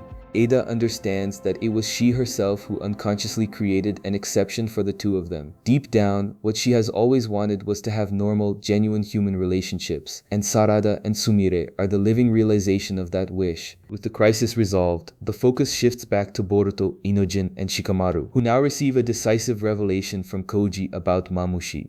The Shinju's ability is called Division. He can multiply into a practically unlimited number of copies.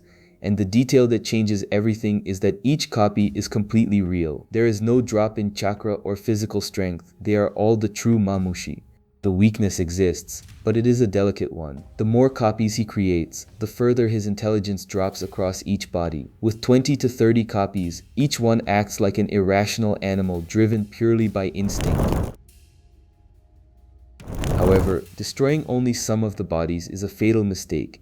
The remaining ones immediately recover their intelligence as the number of copies decreases. And there is one crucial detail. Both eyes of each copy must be destroyed to prevent that body from creating new divisions. The ideal strategy, therefore, would be to force Mamushi to multiply until he reaches the animal phase and then eliminate every single body simultaneously. Koji also explains why the confrontation must take place inside Konoha.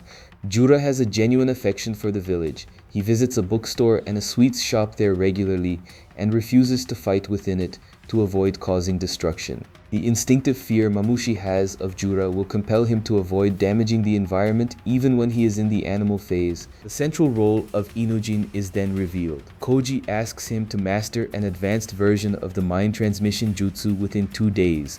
And he adds a devastating weight to the mission. He implies that there exists a future in which Himawari is killed, and it was in that dark future that Inojin developed this very same technique to avenge her death. The revelation transforms the young Yamanaka. Inojin declares that he will not need 2 days. He will master the jutsu in one. Meanwhile, elsewhere in the story, Amado and Kawaki review the footage from the battle against Jura.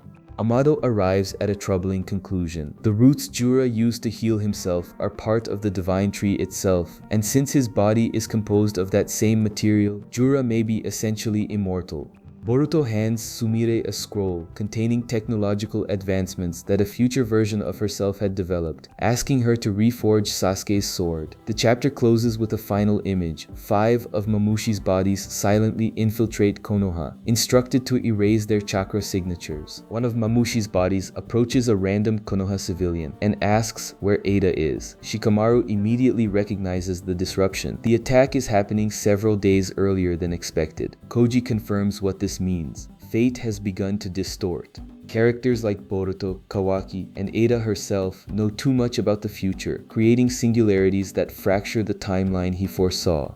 Koji shows Inojin 2 possible glimpses of what may come. One future in which Ada is consumed by Mamushi and fused with the divine tree, transformed into a humanoid Shinju entity, and another in which Himawari dies in Inojin's arms. He refuses to reveal further details, since knowing too much would alter events in unpredictable ways. Before the battle, Sumire delivers to Boruto the reforged sword. The blade has been practically rebuilt from the ground up, retaining only the original guard. The Uchiha Hagoromo technique, which channels Boruto's chakra through the blade to amplify it, now activates automatically the moment he simply grips the sword, without requiring any concentration at all.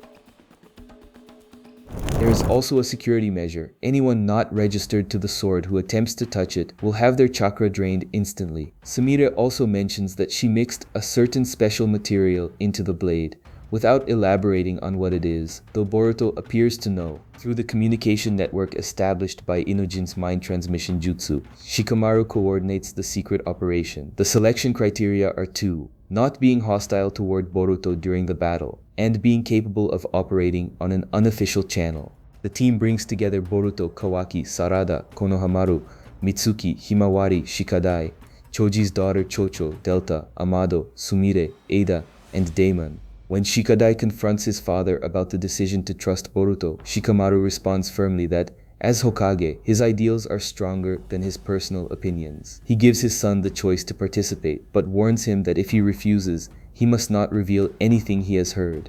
Shikadai agrees, motivated by his loyalty to Himawari and Inojin. Inojin detects the first of Mamushi's bodies. Boruto teleports directly to the location. He descends on one of the bodies and cuts through it with the new sword. The result is devastating, and the manga art is striking. Boruto slices through the rinnegan of a clone to prevent that body from creating new divisions. The 2 civilians who witness the scene panic upon recognizing the criminal Boruto and run off to alert the authorities. As the bodies continue to divide, and the intelligence of each one drops further, 2 of the clones use a fire-style jutsu that begins setting fire to the surrounding buildings. Mamushi recognizes the problem. If Jura sees the destruction caused by a Shinju, the consequences will be severe. Boruto, equally aware of the risk, uses his karma to absorb the flames, the first time he has activated the power since the time skip, and adds that he is not used to the feeling of using karma anymore. Boruto and Momoshiki speak, sealing their agreement, with Momoshiki lending his power to Boruto. The result on the battlefield is devastating. Armed with the sword reforged by Sumire and with his karma released, Boruto dispatches Mamushi's clones with ease. He uses shuriken as anchor points for the Flying Thunder God, teleporting across Konoha to destroy the clones with Rasengan. And then comes the reveal everyone had been waiting for. Boruto opens his scarred right eye for the first time since the time skip. What is revealed is not the Jogan that the anime had introduced, it is a Byakugan. With the eye active, Boruto begins to see the flow of chakra through walls and obstacles without any visible effort, guiding each teleport with surgical precision. On the other side of the village, Kawaki springs into action. He sweeps through Mamushi's clones in Sector C with ferocity. Each punch destroys a clone completely, without needing any elaborate techniques. Mamushi regroups in a forested area, baffled by the failure. In the interrogation room, Lord Kobu knows that it was Mitsuki who removed the chakra-suppressing restraints from Boruto, and he presses to connect the act to a direct order from Shikamaru. Konohamaru steps in, declaring that he himself forgot to set the code on the restraints, a lie so obvious that Kobu sees through it immediately and demands the Hokage's presence at once. Shikadai acts before anyone else. Using an advanced version of his shadow technique, he traps Mamushi's clones not in a conventional paralysis, but in a three-dimensional cage that keeps them suspended in the air. Chocho follows with a strike in her expanded form, force enough to crack the ground beneath her feet, but not enough to keep the clones immobilized for long. They get up and begin multiplying immediately. It is then that Timawari steps forward and nearly destroys an entire city block. She activates Kurama mode without hesitation and begins forming a tailed beast ball of proportions that threaten the entire surrounding block. Chocho points out that this is a terrible idea. Shikadai acts fast. He asks Chocho to hurl the clones trapped in the shadow cage as high into the air as possible, and Himawari redirects the impact away from any civilians. The danger passes barely, but Shikadai delivers a stern warning to Himawari. In the interrogation room upstairs, one of Konoha's officers manages to capture Boruto for a few moments before he breaks free using the Flying Thunder God, the anchor being the sword itself, which the officer had touched and had his chakra instantly drained by the security mechanism Sumire installed. Before flying off, Boruto advises the man to run if he crosses paths with a Mamushi. It would be a shame to lose a promising shinobi in a completely avoidable fight. The nerve center of the operation then implodes when Shikamaru is summoned to the interrogation room alongside Kobu, forced to abandon coordination of the battle at its most critical moment. Sai informs Kobu about the Mamushi invasion, but the secretary insists on pressing ahead with the investigation, convinced that Shikamaru is behind Boruto's release. With the Hokage detained, communication between the allies begins to falter. Koji, who has no patience for politics while Konoha is being invaded, instructs Inojin to use the mind transmission jutsu to provoke one of Mamushi's clones into attacking Kobu, calculating coldly that the secretary's death would resolve the problem once and for all. Koji's logic is blunt. In situations like these, you act out of necessity, not out of right and wrong. And so there is Kobu, conscious on the roof of the Hokage building, completely unable to understand how he got there, surrounded by 6 of Mamushi's clones. The Mamushi clones face Kobu, and Inojin is still inside his body, in a panic. Koji orders him to abandon the host and let Kobu die. The clones will handle the problem. Inojin refuses. Kobu is just a civilian. Koji warns that if he does not leave, he will die too. Mamushi lunges, but Kobu Inojin dodges. And Inojin inwardly acknowledges that the movements are too slow because of the man's sedentary lifestyle.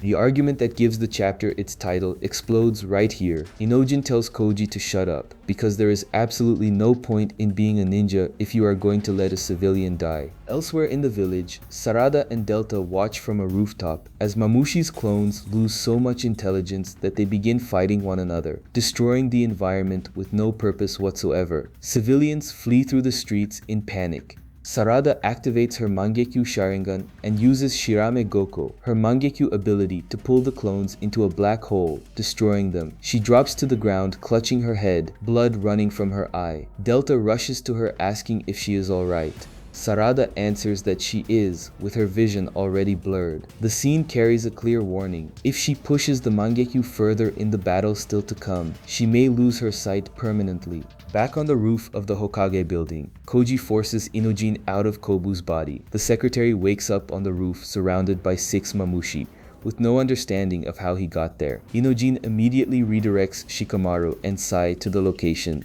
What they cannot prevent are the flames already engulfing Kobu's clothes. It is then that Boruto appears. He descends from above, cuts the heads off the Mamushi in a single motion, and absorbs the flames with the hand holding the sword.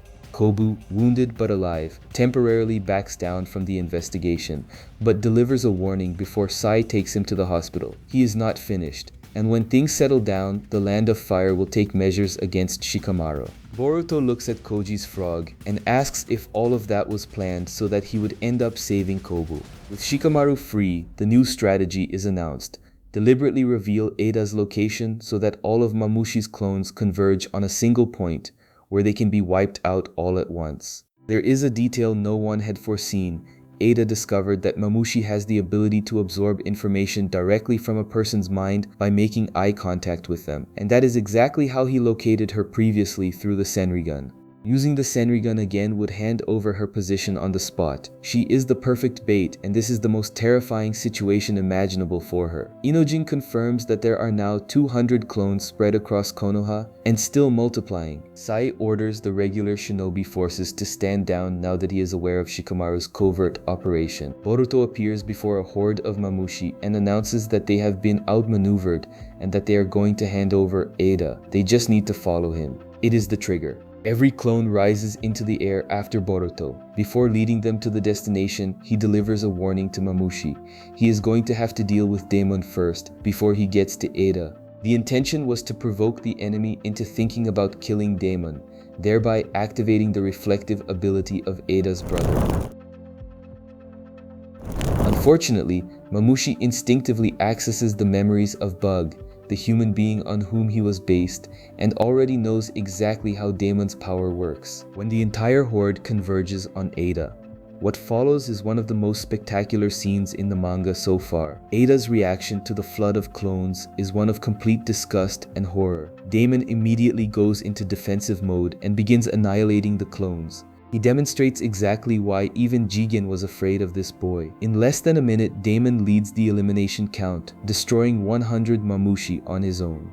Everyone else joins in at the same time. Boruto cuts with the sword. Mitsuki strikes with his fingers in Sage mode. Kawaki detonates with karma-powered explosions. Himawari delivers kicks in a style that is unmistakably Uzumaki. The plan works for a moment. The numbers drop by half in less than a minute. With Inojin confirming that the clones are approaching 50, Shikamaru orders Sarada to use her Manjikyo ability to finish everything at once. She had already used the jutsu once that same day. Sarada activates her Manjikyo Sharingan, rises into the air surrounded by the last remaining clones, and begins pulling them into the black hole. The image is simultaneously breathtaking and terrifying. She looks completely drained. When she falls to the ground, she is unconscious, her eye bleeding heavily. And then the situation collapses entirely. Kawaki tries to push his karma even harder to compensate for Sarada's fall, but steam begins rising from his body and he stumbles backward, groaning in agony. Sumire confirms that he has overheated from excessive energy consumption. Amado orders him to pull back, but it is already too late. Himawari runs toward him screaming while Delta tries to defend both of them. Inojin confirms that the clone count has already surpassed 1,000 and is still multiplying. Ada, watching from above, begins to recognize that the situation is genuinely desperate. Over 1,000 Mamushi surround the team, with Kawaki and Sarada both out of the fight. Sumire asks about Sarada's condition, and Boruto confirms she is still breathing, but shows genuine concern about what the continued use of the Mangekyo Sharingan is doing to her vision. Himawari arrives to heal her wounds and stop the bleeding. Even Daemon begins to pant, overwhelmed by the endless sea of clones. If nothing changes, he will exhaust his stamina before finishing them all off. With the immediate future looking impossible, Inojin and Koji have a decisive conversation. Koji reveals that his last update from the Ten Tails was 4 days ago, the very one in which he had explained the mind transmission jutsu to Inojin. Since then, no new vision has arrived. Knowing the future is what breaks the future. Koji does not hand over the complete answer. Instead, he pushes Inojin to work it out on his own. Amado had previously formulated a hypothesis. Mamushi's clones may share a single collective consciousness. The realization comes slowly. Inojin connects the pieces. The clones are not separate enemies. They are all extensions of the same being. Division spreads Mamushi's body across multiple forms, but it also dilutes his control and intelligence thinner and thinner with each new body created. The more he divides, the weaker that shared consciousness becomes. What happens next is unexpected. Inojin cancels the mind transmission jutsu, cutting Shikamaru off from communication with no warning at all. The Hokage is left completely in the dark about what is happening. Inojin descends to the battlefield. Using the conventional mind transmission jutsu on a single clone, he does not merely take control of that one body. He takes control of the entire shared consciousness network. Every single Mamushi freezes simultaneously and falls into line. With him commanding every body at once, Inojin tells Daemon that he is going to destroy their eyes, with the reflection doing the rest of the work across all of them at the same time. Damon's reflection activates, and the attack returns to the attackers themselves. The Rinnegan of every clone explodes in a cascade throughout the entire army. Without their eyes, there can be no more multiplication. The clones dissolve one by one. The price is steep. The attack also strikes Inojin's own body, and he loses his eyes. Himawari runs to heal him, using her Jinchuriki chakra to treat his eyes after Mamushi's defeat,